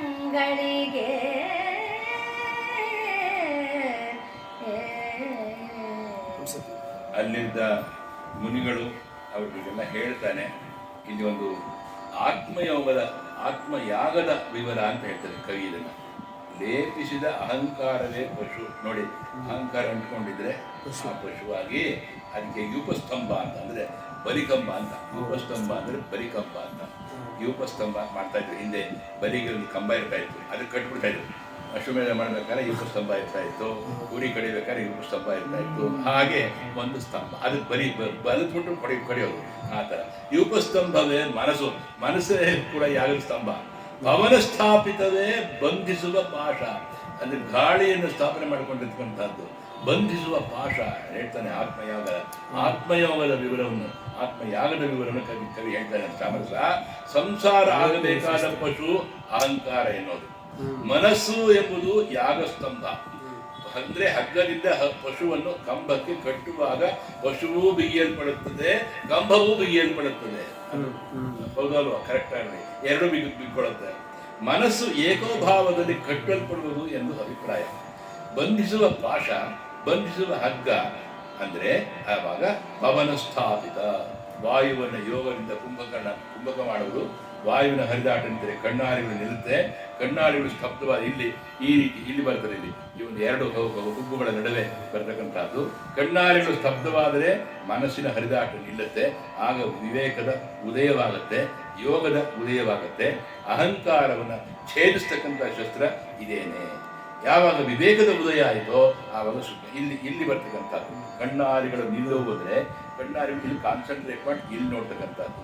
ಆ ರೀತಿ ಆ ಕರ್ಮಗಳನ್ನು ವಿವೇಕದಿಂದ ಸುಜ್ಞಾನ, ಮಲತ್ರಯ ಯಾವುದಿದೆಯೋ ಅದೆಲ್ಲ ಹೋಗಲಾಡಿಸ್ತಕ್ಕಂಥದ್ದು. ಕರ್ಮತ್ರಯ ಆಧ್ಯಾತ್ಮಿಕ, ಅಧಿದೈವಿಕ, ಅಧಿಭೌತಿಕ ಸುಡುವ ಬೆಂಕಿಯೇ ಈ ಯೋಗದ ಅಗ್ನಿ. ಆದ್ದರಿಂದ ಇದರಿಂದ ಆತ್ಮನು ಶುದ್ಧನಾಗಿ ಅಂಗಸ್ವರೂಪನಾಗಿ ಸ್ವಸ್ವರೂಪ ಜ್ಞಾನದಿಂದ ಯಾಗ ಮಾಡುವ ಯಜಮಾನನಾಗುವ. ಅಂದರೆ ಇಡೀ ಶರೀರದಲ್ಲಿ ಆ ಯಾಗ ಸ್ಥಾಪನೆ ಮಾಡಿ ಶಿವನಿಗೆ ಅದನ್ನು ಅರ್ಪಿಸಿಕೊಟ್ಟಂಥ ರೀತಿ ಅವನಿರ್ತಾನೆ. ಅಂದರೆ ಅಂದರೆ ಅಹಂಕಾರ ನಮ್ಮಲ್ಲಿರೋ ಪಶು, ಇದು ಇದು ಬಲಿಕಂಬನೇ ಮನಸ್ಸು ಮನಸ್ಸು ಮನಸ್ಸು ಆ ಮನಸ್ಸಿಗೆ ನಾವು ಆ ಮನಸ್ಸನ್ನ ಇಲ್ಲಿ ಹಂಗೆ ಇದು ಇದು ನೋಡಿ, ಇದು ಯೋಪಸ್ತಂಭ, ಇದು ಯೂಪಸ್ತಂಭ, ಇಲ್ಲಿಗೆ ಬಿಗಿತಾನೆ. ಈ ಪದವ ಪವನ ಸ್ಥಾಪಿತವೇ ಅಂದ್ರೆ ಇದು ಕುಂಭಕವನ್ನು ಮಾಡಿಕೊಂಡ್ರೆ ಬಂಧಿಸುವ ಪಾಶ. ಅದನ್ನು ಬಿಡಿಸ್ಕೋಬೇಕಾದ್ರೆ ವಿವೇಕವೇ ಶಸ್ತ್ರ. ಆ ಒಂದು ಯೂಪಸ್ತಂಭದ ಈಗ ಫಾರ್ ಎಕ್ಸಾಂಪಲ್ ವೇದದಲ್ಲಿ ಒಂದು ಕಥೆ ಬರುತ್ತೆ. ಶ್ವೇತಕೇತು ಅವರು ನಚಿಕೆ ಕಂಬ ಕಟ್ಟಾಕ್ಬಿಡ್ತಾರೆ ನೋಡಿ. ಅವ್ನು ಬಂದು ಕೇಳ್ತಾನೆ, ಅಶ್ವಿನಿ ದೇವತೆಯನ್ನು ಪ್ರಾರ್ಥನೆ ಮಾಡೋ ಗುರುಗಳು ಹೇಳ್ತಾರೆ, ಅಶ್ವಿನಿ ದೇವತೆಯನ್ನು ಪ್ರಾರ್ಥನೆ ಮಾಡೋದು ನಿಮ್ಮನ್ನು ಬಿಡಿಸ್ತಾರೆ ಅವರು ಅಂತ ಹೇಳ್ಬಿಟ್ಟು. ಆ ಥರದ ಒಂದು ಪ್ರಸಂಗ ಇಲ್ಲಿ ಬರ್ತಕ್ಕಂಥ ನಿತ್ಯವೆಲ್ಲವೋ ಹೋಮದಾಹುತಿ ತಥ್ಯವೇ ಶೇಷ ಪ್ರಸಾದವು ನಿತ್ಯ ನಿರ್ಮಲ ನಿಜದ ಪರಮಾನಂದವೇ ತೃಪ್ತಿ ಸತ್ಯ ಶಾಶ್ವತ ಸ್ವಸ್ವರೂಪದ ತತ್ವ ಸತ್ಯ ಶಾಶ್ವತ ಸ್ವಸ್ವರೂಪದ ತತ್ವ ತಾನೆಂದರಿವುದೇ ಫಲವೃತ್ತಿ ಎಂದು ಉಪದೇಶಿಸಿದನು ಆ ಪ್ರಭು ಮುನಿವ್ರಜಕ್ಕೆ. ಅಲ್ಲಿದ್ದ ಋಷಿ ಸಮೂಹಕ್ಕೆಲ್ಲ ಹೇಳಿದ್ದಾರೆ ಅಲಮ ಪ್ರಭು, ನಿತ್ಯವೆಲ್ಲವೂ ಹೋಮದಾಹುತಿ, ಯಾವುದು ಮಧ ಮೋಹಾದಿ ಹರಿಷಡ್ ವರ್ಗಗಳು ಮಾಡಿಸ್ಕೊಂಡ ಹೋಮಕ್ಕೆ ಆಹುತಿ ಇದ್ದಾಗಿರೋದು. ಮಾಯಾಧೀನನಾಗಿ ಇಲ್ಲದುದನ್ನು ತಾನೆಂದು ತಿಳಿದಿರುವುದೇ ಮಿಥ್ಯೆ, ಇಲ್ಲದನ್ನು ಇದೆ ಅಂತ ಹೇಳುವಂಥದ್ದು ಮಿಥ್ಯೆ.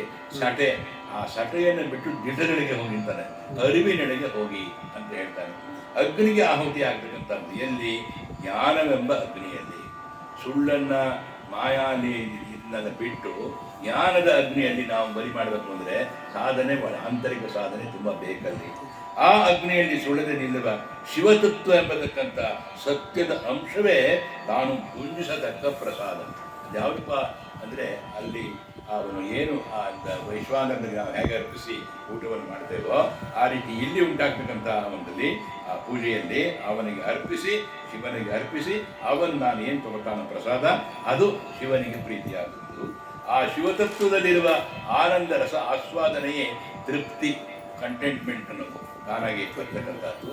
ಬಾಹ್ಯ ಅಂತರ ಎಲ್ಲ ಕಡೆ ವ್ಯಾಪಿಸಿದ ಆನಂದದ ಪರಿಣಾಮವೇ ತೃಪ್ತಿ. ಅದು ಮಹಾನ್ ಯೋಗದ ಆನಂದವಲ್ಲಿ ಅಂತ ಒಂದು ಭಾಗ ಇದೆ ವೇದದಲ್ಲಿ. ಆನಂದವಲ್ಲಿ ಅಂತ ಒಂದು ಭಾಗ ಇದೆ. ಇಷ್ಟಿಷ್ಟು ಆನಂದ ಅಂತ ಮೆಜರ್ ಮಾಡಿದ್ದಾರೆ. ಕೊನೆಗೆ ಹೇಳ್ತಾರೆ ಅವರು, ಪರಬ್ರಹ್ಮವನ್ನು ಯಾರು ಅರಿತಾನೋ ಅವನಿಗೆ ನಿಜವಾದ ಆನಂದ ಸಿಗೋದು. ಆನಂದವಲ್ಲಿ ಅಂತ ಇದೆ, ಭೃಗುವಲ್ಲಿ, ಶಿಕ್ಷಾವಲ್ಲಿ, ಆನಂದವಲ್ಲಿ ಇದೆಲ್ಲ ಇದೆ. ಹಾಗೆ ಬಾಹ್ಯಾಭ್ಯಂತರದಲ್ಲಿ ವ್ಯಾಪಿಸಿದ ಆನಂದದ ಪರಿಣಾಮವೇ ತೃಪ್ತಿ. ಅಂಥ ಒಂದು ಸಚ್ಚಿದಾನಂದ ಸ್ವರೂಪವೇ ತಾನು ಆಗತಕ್ಕಂಥದ್ದು ಫಲ. ಅಂದರೆ ಕೊನೆಗೆ ಅದೇ ಶಿವೋಹಂ ಶಿವೋಹಂ ಶಿವೋಹಂ ಶಂಕರ್ ಹೇಳ್ತಿದ್ದಾರೆ ಬಂದು ಶಿವೋಹಂ ಶಿವೋಹಂ ಶಿವೋಹಂ, ನಾನು ಶಿವ ನಾನು ಶಿವ ಅಂದರೆ ಆ ರೀತಿ ಬರಬೇಕು ಮನಸ್ಸಿನಲ್ಲಿ. ಸ್ವಸ್ವರೂಪದ ತತ್ವ ತಾನೆಂದು ಹೌದು, ತಾನು ತನ್ನ ಒಂದು ಸ್ವರೂಪದ ತತ್ವವನ್ನು ಅರಿಯೋದಕ್ಕಂತ ತಾನೇನು ಅನ್ನೋದನ್ನ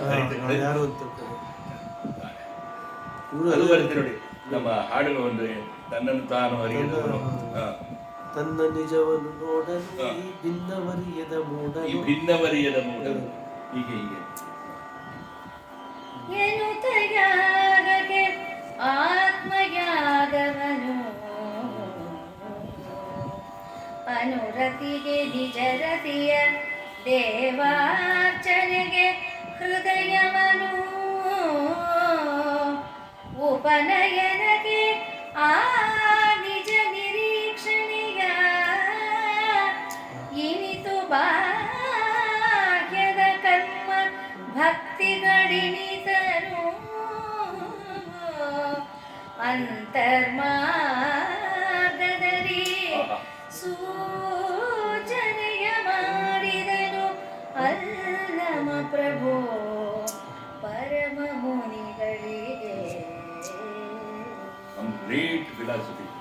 ಬೃಂದಾವನ ಸ್ವಾಮಿ ಕಂಪ್ಲೀಟ್ ತತ್ವ. ತುಂಬ ಚೆನ್ನಾಗಿ ಏನಂತ ಯಾಗಕ್ಕೆ ಆತ್ಮಯಾಗವನು, ಇದು ಆತ್ಮಯಾಗದ ಪ್ರತಿನಿತ್ಯ ನಾವು ಅರ್ಪಿಸ್ಕೊಳ್ತೇವೆ. ಹೊರಗಡೆ ಅರ್ಪಿಸೋದು ಅದು ನಮಗೆ ಒಂದು ಸಾಕಷ್ಟು ಅಂತಲ್ಲ, ಅದು ಒಂದು ಗೈಡೆನ್ಸ್ ಅಷ್ಟೇ. ಕೈಮರ ಇಟ್ಬಿಟ್ಟು ಈ ಊರಿಗೆ ಹೋಗತ್ತೆ, ಈ ದಾರಿ ಹೋಗಪ್ಪ ಅಂದ್ರೆ ನಾವು ದಾರಿ ಹೋಗೋದು ನಾವೇನೆ, ಕೈಮರ ಒಂದು ಇರುತ್ತೆ ಅಷ್ಟೇ. ಆ ರೀತಿ ಏನಂತ ಯಾಗಕ್ಕೆ ಆತ್ಮಯಾಗವನು, ಅನುರತಿಗೆ ನಿಜರತಿಯ ದೇವಾರ್ಚನೆಗೆ ಹೃದಯವನು ಅಚ್ಚುಕಟ್ಟಾಗಿ ಪ್ರತಿನಿತ್ಯ ಅವನನ್ನು ಸ್ಥಾಪನೆ ಮಾಡಿಕೊಂಡು ಮನಸ್ಸಿನಲ್ಲಿ ಅವನನ್ನು ಆರಾಧಿಸ್ತಕ್ಕಂಥ ರೀತಿ ಹೃದಯವನ್ನು ನೀಡಿ ಆ ಉಪನಯನಕ್ಕೆ ಆ ನಿಜ ನಿರೀಕ್ಷಣೆಯ ನೋಡಿ, ಇದು ಉಪನಯನ ಅನ್ನೋ ಪದವನ್ನು ಹಾಕಿದ್ದಾನೆ. ನಾವು ಮುಂದಿದ್ದಲ್ಲ, ಉಪನಯನ ಕಣ್ಣು, ಎರಡನೆಯ ಕಣ್ಣು, ಮೊದಲನೇ ಕಣ್ಣು ಇಡು, ಎರಡನೇ ಕಣ್ಣು ಗುರು ಕೊಡ್ತಾನೆ, ಅದು ಉಪನಯನ ಅಂತ ಹೇಳಿ. ನಾನು ಆಕ್ಚುಲಾಗಿ ಇವಾಗ ಇಲ್ಲಿ ಯಾಕೆ ಬಂತು ಮುಂಜಿ ಅನ್ಕಂಡೆ. ಉಪನಯನ ಉಪನಯನ ಅಂದ್ರೆ ಎರಡನೇ ಕಣ್ಣು, ಯಾವುದು ಜ್ಞಾನದ ಕಣ್ಣು, ಅದನ್ನು ಗುರು ನೀಡ್ತಾನೆ. ಅದು ಆ ನಯನಕ್ಕೆ ನಿಜ ನಿರೀಕ್ಷಣೆ ಇಟವ ಯಾವುದು ತಿಳ್ಕೊಂಡಂತಹದ್ದು. ಇನಿತು ಬಾಹ್ಯದ ಕರ್ಮ ಭಕ್ತಿಗಳನ್ನು ಇನಿತು ಇಷ್ಟರ ಮಟ್ಟಿಗೆ ಹೊರಗಿನ ಕರ್ಮ ಭಕ್ತಿಗಳು ಇನಿತನು ಎಲ್ಲವನ್ನು ಇಷ್ಟನ್ನು ಅಂತರ್ಮಾರ್ಗದಲ್ಲಿ ಒಳಗಿನ ಹಾದಿಯಲ್ಲಿ ಸುಳಾದಿ, ಒಳ್ಳೆಯ ಹಾಡಿಯಲ್ಲಿ ಸುಳಾದಿ ಅಂದರೆ ಈಗ ಸಂಗೀತ ಸುಳಾದಿ ಅಲ್ಲ, ಸುಲಭವಾದ ಹಾಡಿಯಲ್ಲಿ ಸತ್ಯವಾದ ಹಾದಿಯಲ್ಲಿ ಸೂಚನೆಯ ಮಾಡಿದನು ಅಲ್ಲವನು. ನಿಜನೆಗಳಿಗೆ ಹೀಗೆ ನಡೆದರೆ ಹೀಗಾಗುತ್ತೆ ಅಂತ ಹೇಳಿದ್ರೆ ಅಲ್ಲಿಗೆ ನಮ್ಮ 13ನೆಯ ಗತಿ ಇವತ್ತು ಮುಗಿಯುತ್ತೆ. ಈಗ ತುಂಬ ಚೆನ್ನಾಗಿ ಒಳ್ಳೆ ಒಳ್ಳೆ ಹೃದಯ ಹಾಕಿದ್ದೀವಿ, ತುಂಬ ಅರ್ಥವಾಗುತ್ತೆ. ಸಂತೋಷ ಅಲ್ವಾ ಅದಕ್ಕೆ? ಅಂತರ್ಭಾಗ ಚೆನ್ನಾಗಿದೆ. ಅಂತರ್ಮಾರ್ಗ ಬಹಳ ಒಳ್ಳೆಯ ಪದ ಅದು, ಅಂತರ್ಮಾರ್ಗ. ಅದಕ್ಕೆ ನನಗೆ ಎಷ್ಟು ಸತಿ ಅಲ್ಲ ರೆಕಾರ್ಡಲ್ಲಿ ಬರೋಲ್ಲ, ಈ ಸಂಗೀತದಲ್ಲಿ ಸಂಗೀತ ಮತ್ತು ಇದು ಎರಡೂ ಸಾಹಿತ್ಯ ಅರ್ಥ ಮಾಡಿಕೊಂಡ್ರೆ ಅದು ಒಂಥರ ಶಾರ್ಟ್ಕಟ್. ಈ ಮಾರ್ಗ ಇದೆಯಲ್ಲ ರಾಜಮಾರ್ಗ, ಚಕ್ಕದಿ ರಾಜಮಾರ್ಗ, ಇದು ಶತಾಬ್ದಿ ಇದ್ದಂಗೆ ಇಲ್ಲಲ್ಲ, ಚಕ್ಕದಿ ರಾಜಮಾರ್ಗದಲ್ಲಿ ಉಂಡೋಗಂತ ಕೀರ್ತನೆ ಇದೆ. ಅಲ್ಲ, ಅದು ಇದೆ ಮೇಡಮ್, ಚಕ್ಕದಿ ರಾಜ ಮಾರ್ಗಮು ಚಕ್ಕದಿ ರಾಜಮಾರ್ಗದಲ್ಲಿ ಉಂಟೋಗ ಅಂತ ಇದೆ. ಕನ್ನಡ ಪ್ರಿಯ. ಈಗೇನು ಶುರು ಮಾಡ್ತೀರಾ? ಪ್ರತಿ 14 ಶೂನ್ಯ ಸಿಂಹಾಸನ ಆರೋಹಣ.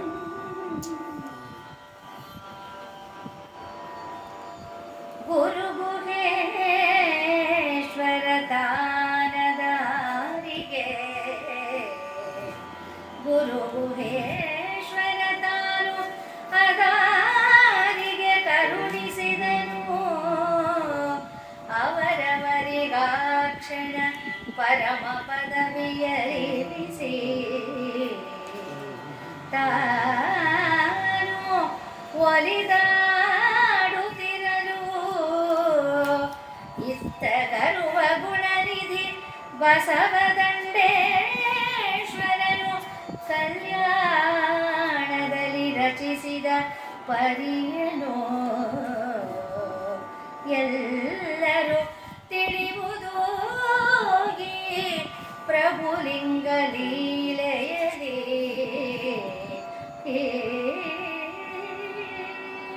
ಗರ್ವ ಗುಣನಿಧಿ ಬಸವದಂಡೇಶ್ವರನು. ಗರ್ವ ಅಂದ್ರೆ ಗರ್ವ ಅಲ್ಲ, ಇಲ್ಲಿ ಶ್ರೇಷ್ಠನಾದವನು ಅಂತ.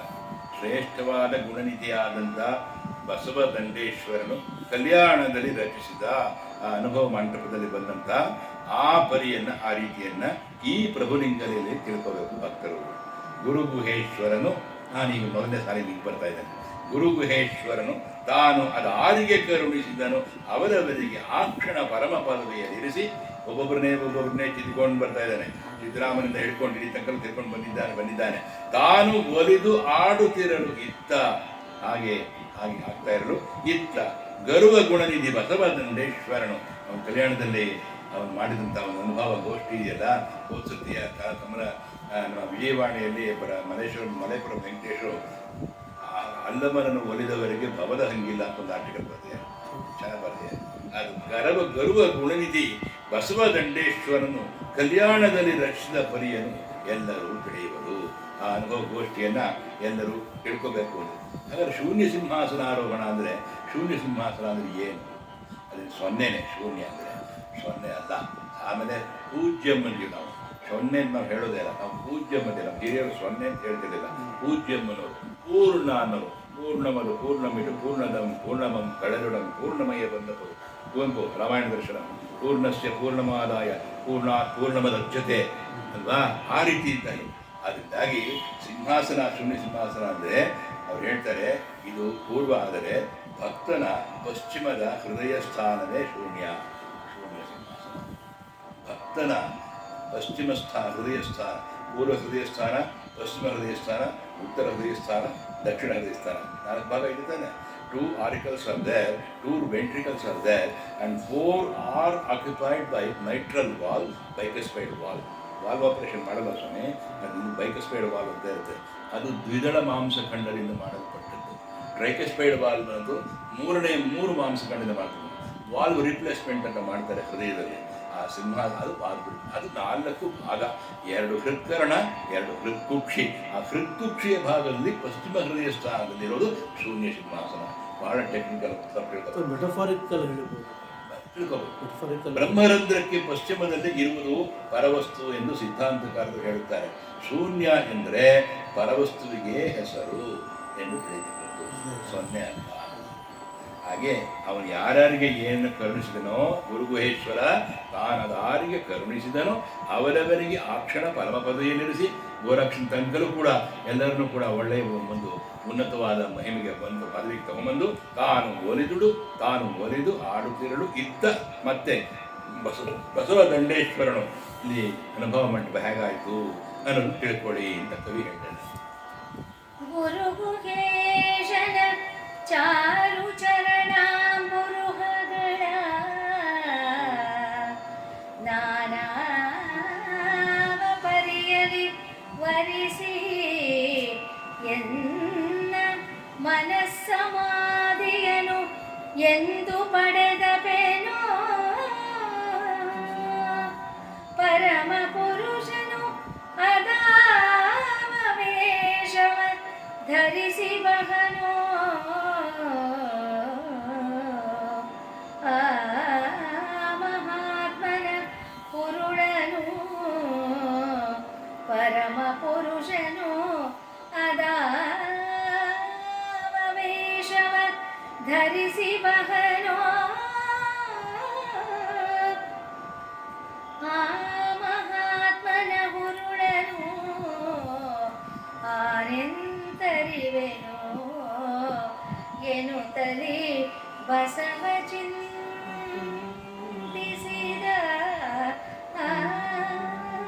ನೋಡಿ, ಇದು ಫ್ಲ್ಯಾಶ್ ಬ್ಯಾಕ್ ಹೋಗುತ್ತಾವು.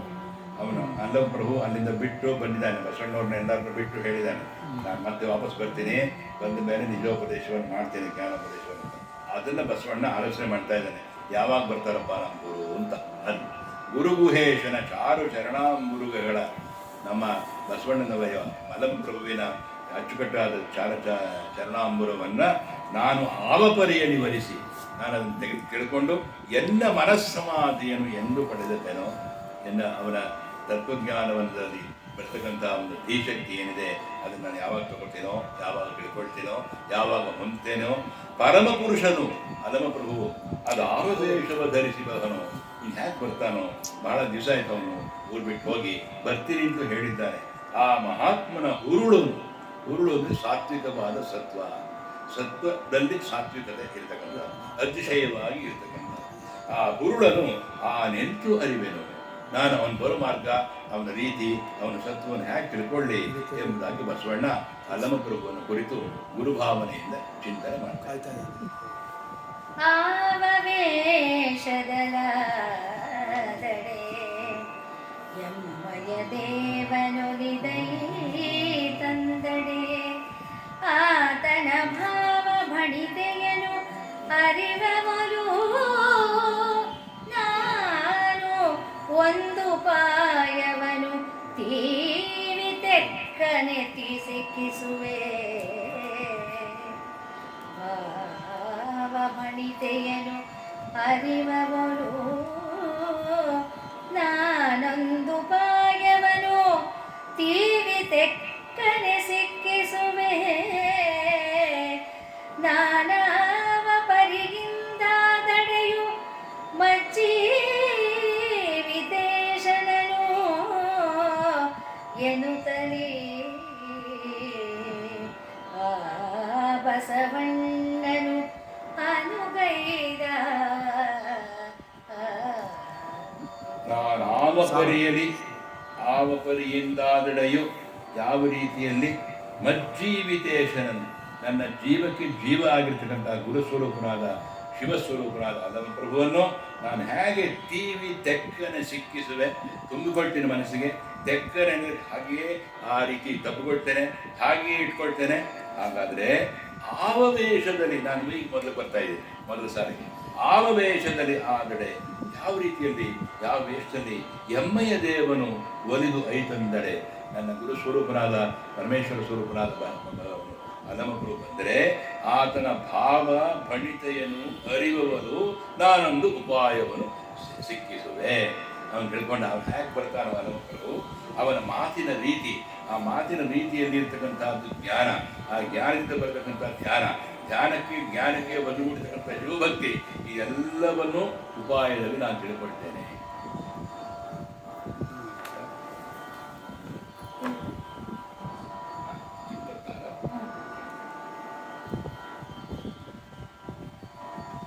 ಅನುಗೊಳಿಸಿದನು ಶೂನ್ಯ ಸಿಂಹಾಸನವ ಇದೆಂದು ಅದಕ್ಕಿಟ್ಟು ಹೆಸರನು. ವಿನುತ ಪಶ್ಚಿಮ ಮಾರ್ಗದಲ್ಲಿ ತಾ ಕಂಡುದಲ್ಲವನು. ಕನಕ ಮರಕದ ಮುಖ್ಯ ಮಣಿಗಳ ಘನತರದ ಕೇವಲದ ಲಹರಿಯ ಮಿನುಗುವ ವಿಮಲ ಪೀಠವ ಬಸವ ನಿರ್ಮಿಸಿದ. ಘನತರದ ಕೇವಲದ ಲಹರಿಯ ಮಿನುಗುವ ವಿಮಲ ಪೀಠವ ಬಸವ ನಿರ್ಮಿಸಿದ.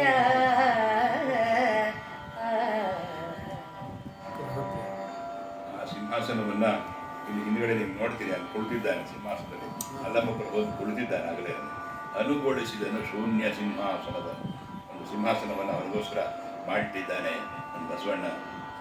ಅದಕ್ಕಿಟ್ಟು ಶೂನ್ಯ ಸಿಂಹಾಸನವೆಂಬ ಹೆಸರನ್ನು ಇಟ್ಟು, ಅಂದರೆ ಪರವಸ್ತು ಇರತಕ್ಕಂಥದ್ದೇ ಸಿಂಹಾಸನ. ಯಾವ ಪರವಸ್ತು? ಶಿವ. ಆ ಶಿವನ ಸ್ವರೂಪ ಯಾರು? ಅಲ್ಲಮ. ಅವಂದೇ ಇದು. ಅದು ಶೂನ್ಯ ಅಲ್ಲ, ಅದು ಅವನು ಇರತಕ್ಕಂಥದ್ದು. ಅದರಿಂದಾಗಿ ಆ ಶೂನ್ಯ ಸಿಂಹಾಸನವೆಂದು ಅದಕ್ಕೆ ಹೆಸರಿಟ್ಟು ವಿರುದ್ಧ ಪಶ್ಚಿಮ ಮಾರ್ಗದಲ್ಲಿ ಆಗ್ತಾನೆ ಹೇಳಿದ್ದೆ. ಪಶ್ಚಿಮ ಮಾರ್ಗದಲ್ಲಿ ಇರ್ತಕ್ಕಂಥದ್ದು ಶೂನ್ಯ ಅಂತ ಹೇಳಿಬಿಟ್ಟು, ಪಶ್ಚಿಮ ಮಾರ್ಗದಲ್ಲಿ ಕಂಡದ ಎಲ್ಲವನ್ನು ಯಾವ ನೀವು ಮಾಡಿದ್ನೋ ಹಾಗೆ ಅದನ್ನು ಕನಕ, ಮರಕಟ, ಚಿನ್ನ, ಮರಕಟ ಅಂತಕ್ಕಂಥದ್ದು ಅಚ್ಚುಕಟ್ಟ ಅಂತ ಒಂದು ರತ್ನದ ಪರಿಯಂಥದ್ದು, ಮುಖ್ಯಮಣಿಗಳ ಘನತರದ ಕೇವಣದ ಲಹರಿಯ ಅಚ್ಚುಕಟ್ಟಾಗಿ ಇರ್ತಕ್ಕಂಥ ಆ ಮಣಿಗಳ ಒಂದು ಸೇರಿಸಿ ಹಾರವಾಗಿಯೋ ಕೂತ್ಕೊಳ್ಳೋದಕ್ಕೆ ಅವಕಾಶವಾಗಿಯೋ ಬೆಸೆದು ಅನಂತರ ಮಿನುಗುವ ವಿಮಲ ಪೀಠವ, ಅಚ್ಚುಕಟ್ಟಾಗಿ ಪರಿಶುದ್ಧವಾಗಿ ಇರ್ತಕ್ಕಂಥ ಪೀಠವನ್ನು ಬಸವಣ್ಣ ನಿರ್ಮಿಸಿದರು ಅಂತ ಹೇಳ್ತಾರೆ. ಶೂನ್ಯ ಕುರಿತು ತಮಗೆ ಹೇಳಿದ್ದೇನೆ, ಶಿವಯೋಗ ಪ್ರದೀಪಕ್ಕೆ ಆಧಾರದಲ್ಲಿ ಹೇಳಿದ್ದೇನೆ. ಅದು ಶೂನ್ಯ ಅಲ್ಲ, ಪರವಸ್ತುವಿಗೆ ಒಂದು ಹೆಸರು ತಮಗೆ ಹೇಳಿದ್ದೇನೆ. ವೀರಶೈವ ತತ್ವದಲ್ಲಿ ಆಚಾರಾದಿ ಷಡ್ಲಿಂಗಗಳು ಅಲ್ಲದೆ ಇನ್ನೂ 3 ಲಿಂಗಗಳನ್ನು ಹೇಳ್ತಾರೆ. ಬಸವಣ್ಣನವರು ಶಿವಯೋಗ ಸಾಧನೆಯನ್ನೇ ಮಾಡಿದ್ದರಿಂದ ಆಯಾ ಲಿಂಗದ ಸ್ವರೂಪವನ್ನು ತಿಳಿದವರಾದರು. ಇಷ್ಟಲಿಂಗ, ಪ್ರಾಣಲಿಂಗ, ಎಲ್ಲ ಭಾವಲಿಂಗ ತಿಳಿದಿದ್ರು. ತಮ್ಮ ಅನುಭವವನ್ನು ಬಾಹ್ಯದಲ್ಲಿ ತೋರಿಸಿಕೊಟ್ಟು ಹೊರಗಡೆ ಪಶ್ಚಿಮ ಹೃದಯ ಸ್ಥಾನದಲ್ಲಿ ತಾವು ಕಂಡುಕೊಂಡಂಥ ಶಿವಪ್ರಕಾಶದ ವ್ಯಕ್ತರೂಪನಾದ ಅಲ್ಲಮಪ್ರಭುವನ್ನ ಆ ಶೂನ್ಯ ಸಿಂಹಾಸನದಲ್ಲಿ ಕುಳ್ಳಿರಿಸಲು ಏರ್ಪಾಟು ಮಾಡಿದರು. ಆಧಾರ, ಸ್ವಾಧಿಷ್ಠಾನ ಮೊದಲಾದ ಷಟ್ಚಕ್ರಗಳಲ್ಲಿ ರಂಜಿಸುವ ಲಿಂಗಗಳನ್ನು ಚಂದ್ರನಾಡಿ, ಸೂರ್ಯನಾಡಿ, ಸುಷುಮ್ನಾ ನಾಡಿ, ಕುಂಡಲಿನಿ ಶಕ್ತಿ ಎಲ್ಲವನ್ನು ತೋರಿಸುವ ಹಾಗೆ ರಚನೆ ಮಾಡಿದರು. ಸಾಮಾನ್ಯದ ಸಿಂಹಾಸನ ಅಲ್ಲ ಅದು. ಲಿಂಗಗಳ ಜ್ಯೋತಿ ಈ ಇದೆ ಅನ್ನೋದು ನಮ್ಮ ಶಿವಯೋಗಿಗಳು ಹೇಳ್ತಾರಂತೆ. ಪ್ರಾಣಲಿಂಗದ ಕಳೆಯಿಂದಲೇ ಆಧಾರದಲ್ಲಿ ಎಳೆಯ ಸೂರ್ಯನಂತೆ ಬೆಳಗುತ್ತಿರ್ಬೋದು ನೋಡ, ಸ್ವಾಧಿಷ್ಠಾನದಲ್ಲಿ ಪೌರ್ಣಿಮೆಯ ಚಂದ್ರನಂತೆ ಬೆಳಗುತ್ತಿರ್ಬೋದು ನೋಡ, ಪ್ರಾಣಲಿಂಗವು ಮಣಿಪೂರಕದಲ್ಲಿ ಮಿಂಚಿನ ಲತೆಯಂತೆ ಬೆಳಗುತ್ತಿರುವುದು ನೋಡ. ಪ್ರಾಣಲಿಂಗವು ಅನಾಹತದಲ್ಲಿ, ಯೋಗದ ಒಂದು ಸ್ಥಾನ ಅನಾಹತ, ಅನಾಹತದಲ್ಲಿ ಸ್ಫಟಿಕದ ಶಲಾಕೆಯಂತೆ ಬೆಳಗುತ್ತಿರುವುದು ನೋಡ. ಪ್ರಾಣಲಿಂಗವು ವಿಶುದ್ಧಿಯಲ್ಲಿ ಮೌಕ್ತಿಕದ ಗುಂಚನಂತೆ, ಮೌಕ್ತಿಕ ಅದರ ಮುತ್ತು, ಬಿಳಿಯ ಮುತ್ತು ಅದರ ಗೊಂಚಲಿದ್ದಾಗಿರುತ್ತೆ. ಪ್ರಾಣಲಿಂಗವು ಆಜ್ಞೆಯಲ್ಲಿ, ಆದೇಶದಲ್ಲಿ ರತ್ನ ದೀಪ್ತಿಯಂತೆ ಬೆಳಗುತ್ತಿರುವುದು ನೋಡ. ಬ್ರಹ್ಮರಂಧ್ರದಲ್ಲಿ ಸ್ವಯಂ ಜ್ಯೋತಿಯಂತೆ ಬೆಳಗುತ್ತಿರುವುದು ನೋಡ. ಇಷ್ಟು ಡೆಫಿನೇಷನ್ ಅನ್ನ ಈ ಯಾವ ವಚನ ಇದೆ? ಯಾರ ವಚನ ಸರ್? ಶಿವಯೋಗ ಪ್ರದೀಪಿಕೆ ಅಂತ ವಚನ ಯಾರ್ದು ವಚನ 423. ಈಗ ನೀವು ಹೇಳಿದ್ರಲ್ಲ ಯಾರ ವಚನ ಅಂತ? ಶಿವಯೋಗಿಗಳು ಅಂತ 423 ಮೇಡಮ್ ಇವಾಗ ಹೇಳಿದ್ರಲ್ಲ. ಅಲ್ಲ ಈಗ ನೀವು ಕೋಟ್ ಮಾಡಿದ್ರಲ್ಲ, ಹೌದು. ಅಲ್ಲ ಸರ್, ಅಲ್ಲ ಈಗ ನೀವು ಕೋಟ್ ಮಾಡಿದ್ರಲ್ಲ ಯಾವ ವಚನ? ಅಲ್ಲ ಶಿವಯೋಗ ಅದೇ ವಚನ ತಮಗೆ ಹೇಳಿದ್ರಲ್ಲ, ಯಾರು ಬರ್ತಿರೋದು ಅಂತ. ಶಿವಯೋಗಿಗಳು ಅಂತ. ಶಿವಯೋಗಿಗಳು ಅಂತ ಒಬ್ಬರು, ಅದು ಇಲ್ಲಿ ನೋಡೋಣ, ಬೇಕಾದ್ರೆ ಆಮೇಲೆ ನೋಡೋಣ. ಹೇಳಿ. ಇಂದು ಕಾಂತದ ಶಿರೆಯ ಹಪ್ಪಳೆ ಬಂಧಿಸಿದ ಸೋಪ. ಇಂದು ಕಾಂತದ ಶಿಲೆಯ ಹಪ್ಪಳೆ ಬಂಧಿಸಿದ ಸೋಪಾನ ಸುತ್ತಲೂ ಹೊಂದಿ ಹೊರಗಾಣಿಸದ ಸಪ್ತಾವರ್ಣಮಯ ಭಿತ್ತಿ. ಒಂದರಿಂದ ಒಂದಧಿಕ ತರವೆನಲು, ಒಂದರಿಂದ ಒಂದು ಅಧಿಕ ತರವೆನಲು, ಒಂದು ಗೂಡಿದ ಶೂನ್ಯ ಪೀಠದ ನಿಂದ ನಿಲವರಿದಾಯ್ತು ಲೋಕದ ಜನದ ಕಣ್ಮನಕ್ಕೆ. ನೋಡಿ ಹೇಗಿದೆ ಆ ಸಿಂಹಾಸನ ಅನ್ನೋದನ್ನ ಗಮಕಿಯವರು ಹೇಳ್ತಾ ಬರ್ತಾ ಇದ್ದಾರೆ ನೋಡಿ. ಇಂದುಕಾಂತ ಅಂದ್ರೆ ಚಂದ್ರಕಾಂತ ಅಂತ, ನಿಮ್ಮ ಹೆಸರೇನ? ಇಂದುಕಾಂತದ ಶಿಲೆಯ ಹಪ್ಪಳೆ ಬಂಧಿಸಿದ ಸೋಪಾನ. ಚಂದ್ರಕಾಂತ ಶಿಲೆ ಅಂದರೆ ಅಮೃತ ಶಿಲೆ ಅಂತ. ಉತ್ತಮವಾದ ಶಿಲೆಗೆ ಚಂದ್ರಕಾಂತ ಶಿಲೆ ಅಂತ ಕರೀತಾರೆ. ಅದಕ್ಕೆ ಸಂಬಂಧಿಸಿದ ಸೂರ್ಯಕಾಂತ ಶಿಲೆ ಬೇರೆ ಇದೆ. ಈ ಚಂದ್ರಕಾಂತ ಶಿಲೆ ತಂಪು ಉಂಟುವನ್ನು ಮಾಡ್ತಕ್ಕಂಥದ್ದು. ಚಂದ್ರಕಾಂತದ ಶಿಲೆಯ ಹಪ್ಪಳೆ ಅಂದರೆ ಚಪ್ಪಡಿ ಅಂತ, ಅಂದರೆ ಹಾಸುಗಲ್ಲು ಮಾಡಿ ಬಂಧಿಸಿದ ಸೋಪಾನ, ಅಲ್ಲಲ್ಲಿ ಮೆಟ್ಟಿಲಿಗಿದೆ. ಸುತ್ತಲೂ ಹೊಂದಿ ಹೊರಗಾಣಿಸಿದ ಸಪ್ತ ಆವರಣಮಯ ಭಿತ್ತಿ, ಅಲ್ಲಿ ಹೀಗೊಂದು ಇರ್ತಕ್ಕಂಥ ಗೋಡೆ. ಒಂದರಿಂದ ಒಂದು ಅಧಿಕ ತರವು ಏನದು, ಒಂದಕ್ಕೂ ಇನ್ನೊಂದಕ್ಕೂ ಎಷ್ಟು ಹೆಚ್ಚಿಗೆ ಅಷ್ಟು ವಿಶೇಷವಾಗಿ ಮಾಡಿದ್ದಾನೆ. ಒಂದುಗೂಡಿದ ಶೂನ್ಯ ಪೀಠದ ಆ ಒಂದು ಶೂನ್ಯ ಪೀಠ ಏನಿದೆಯೋ ಆ ಆಸನ ನಿಂದ ನಿಲವನು, ಆ ಒಂದು ಅದರ ಔನ್ನತ್ಯ ಏನಿದೆ, ನಿಲವು ಅಂದರೆ ಔನ್ನತ್ಯ, ಸ್ಥಿತಿ, ಸ್ಟೇಟಸ್ ಅಂತೀವಿ, ಅದರ ಹೆಚ್ಚುಕಟ್ಟಾಗಿರ್ತಕ್ಕಂಥ ರೀತಿ ಅಂತೀವಿ. ನಿಲವು ಅರಿಯದಾಯಿತು ಲೋಕದ ಜನರ ಕಣ್ಮನಕ್ಕೆ. ಎಲ್ಲರಿಗೂ ಅದು ಮನಸ್ಸಿಗೆ ಬಂತು. ನೋಡೋರು ಯಾರು ಅನುಭವ ಮಂಟಪಕ್ಕೆ ಬಂದರೂ ಅವ್ರಿಗೆಲ್ಲ ಬಂತು ಅಂತ. ಸ್ವಾಮಿ ಅನುಭವ ಮಂಟಪ ಇರಲಿಲ್ಲ ಅಂತಂದಿರೋ ಬಯಸ್ಕೊಂಡ್ರು. ಆಮೇಲೆ ಇದು ಚಂದ್ರಕಾಂತ ಶಿಲೆ ಅಂದ್ರೆ ಇಂದುಕಾಂತ ಅಂದ್ರೆ ಚಂದ್ರಕಾಂತ ಶಿಲೆ, ಇಂದುಕಾಂತ ಅಂದ್ರೆ ಚಂದ್ರಶಿಲೆ, ಚಂದ್ರಕಾಂತ ಅದು ಇಂದುಕಾಂತ ಶಿಲೆ, ಚಂದ್ರಕಾಂತ ಶಿಲೆ ಉತ್ತಮ ರಕ್ತ. ಅಮೃತ ಶಿಲೆಯಲ್ಲಿ ಬೇರೆ ಬೇರೆ ಗುಣ ಇದೆ, ಮಟ್ಟಗಳಿದೆ. ಅದೇ ಚಂದ್ರಕಾಂತ ಶಿಲೆ ಅಮೃತ ಶಿಲೆ ತಣ್ಣಗಿರುತ್ತೆ. ಹಣ್ಣಿನ ಹಣ್ಣನ ಹಣ್ಣೀಕರ ಹಣ್ಣಿ ಹಣ್ಣಿ ಹನ್ನೆರಡಬ್ದವಾಯಿತು ಶೂನ್ಯ ಸಿಂಹಾಸನವನು ಅಕಟ ಎನ್ನ ಗುರುವಿನೆಂದು ವಿಜಯಂ ಗೈದು ಕರುಣದಲ್ಲಿ ಕಣ್ಣಬರನನು ತಿಳುಹಿ ತೆಕ್ಕನೆ ತನ್ನ ಮೂರ್ತಿಯ ತೋರಿ. ಕಣ್ಣಬರನನು ತಿಳುಹಿ ತೆಕ್ಕನೆ ತನ್ನ ಮೂರ್ತಿಯ ತೋರಿ. ತೊಲಗದೆ ಮನ್ನಿಸುವನೋ ಎನ್ನುತ್ತಲೇ ಆ ಬಸವಣ್ಣ ಚಿಂತಿಸಿದ. ಈ ರಾಗ ಹೀಗಿದೆ. ಇದರ ನೆಲೆ, ಇದರ ಸೆಲೆ, ಇದರ ನುಡಿ ಆ ಪದ್ಯದ ಪರಿಮಳಕ್ಕೆ ಅಂಟ್ಕೊಂಡ್ರು ಚೆನ್ನಾಗಿ. ಕುಂಡಳವನ್ನು ಇಕ್ಕಿದಂತೆ ಅಂತೀವಿ ನಾವು, ಗೊತ್ತಾಯ್ತಾ? ಯಾವ್ದಾದ್ರು ಕುಂಡಳವನ್ನು ಇಕ್ಕೋದು ಒಳ್ಳೆ ಆಭರಣ ಇದ್ದರೆ ಅದಕ್ಕೆ ಒಂದು ಆಟ ಪ್ರಕಾಶ ಕೊಡ್ತಕ್ಕಂಥದ್ದು ಕುಂಡಳ ಅಂತ ಕರೀತಾರೆ. ಹಣ್ಣಿ ಅಂದರೆ ಮೇಡಮ್ ಕೇಳಿದಾಗೆ ಅದು ಸಿದ್ಧವಾಗಿರ್ತಕ್ಕಂಥದ್ದು 12 ಅಬ್ಧವಾಯಿತು, 12 ವರ್ಷ ಆಯಿತು. ಹಾಗೂ ಹೀಗೂ ಬರಲಿಲ್ಲ. ಇನ್ನು ಶೂನ್ಯ ಸಿಂಹಾಸನವನ್ನು ಅಕಟ ಹಣ್ಣಿ 12 ಅಬ್ಧವಾಯಿತು ಸಿದ್ಧ ಮಾಡಿ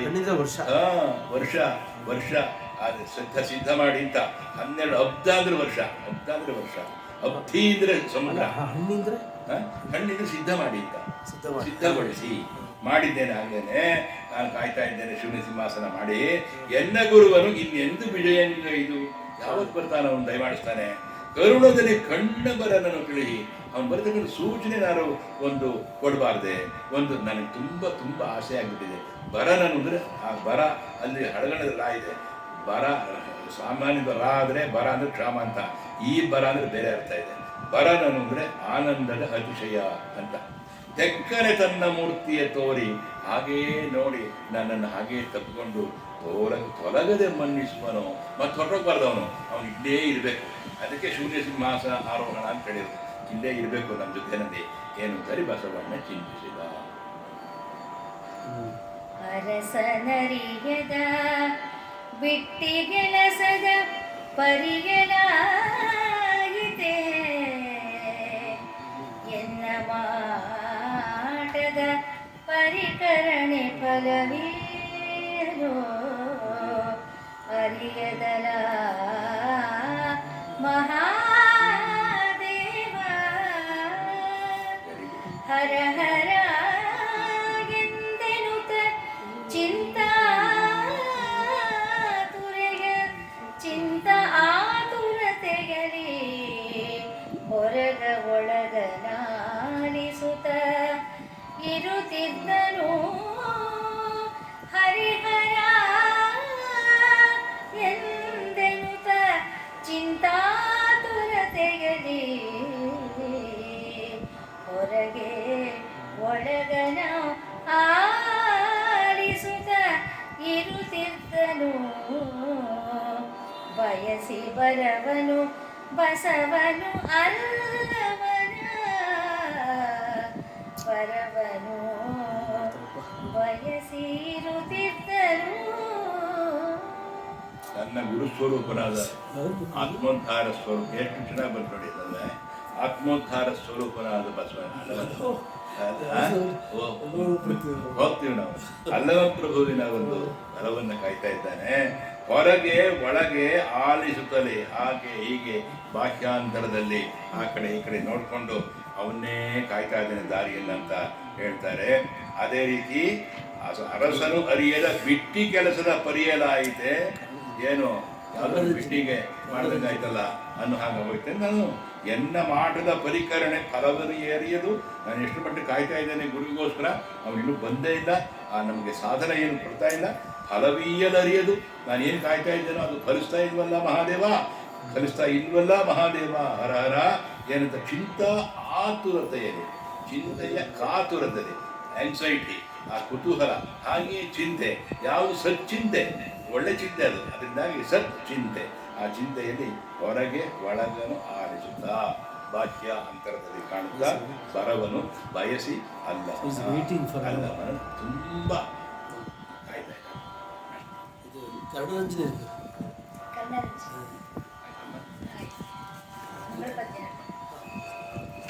ಕಿರಿಯರಿಗೆ ಕಿರಿಯರಿಗೆ ಸದಮಲ ಚರಿತರಿಗೆ ಚದುರರಿಗೆ ಸಜ್ಜನ ಶರಣರಿಗೆ ಮುಗ್ಧರಿಗೆ ಸಕಲ ಕಲಾವಿದರಿಗೆ ಗುರುವರಿಗೆ ಹಿತವರಿಗೆ ಸಚರಾಚರರಿಗೆ ಅನುದಿನ ಕರುಣದಿಂದಲಿ ವರದನಾಗಲಿ ಗುರು ಗುಹೇಶ್ವರಲಿಂಗ ಲೀಲೆಯಲಿ. ಇನ್ನು 46 ಪದ್ಯ ಇದೆ ಚಾಪ್ಟರ್ ನೀಡಬೇಕಾದ್ರೆ. ಕರಚರಣ ಕೃತಂ ವಾಕ್ಕಾಯಜಂ ಕರ್ಮಜಂ ವಾ ಶ್ರವಣನಯನಜಂ ವಾ ಮಾನಸಂ ವಾಪರಾಧಂ विहितमविहितं वा सर्वमेतत् क्षमस्व जय जय करुणाब्धे श्रीमहादेव शम्भो जय जय करुणाब्धे श्रीमहादेव शम्भो श्री महादेव शम्भो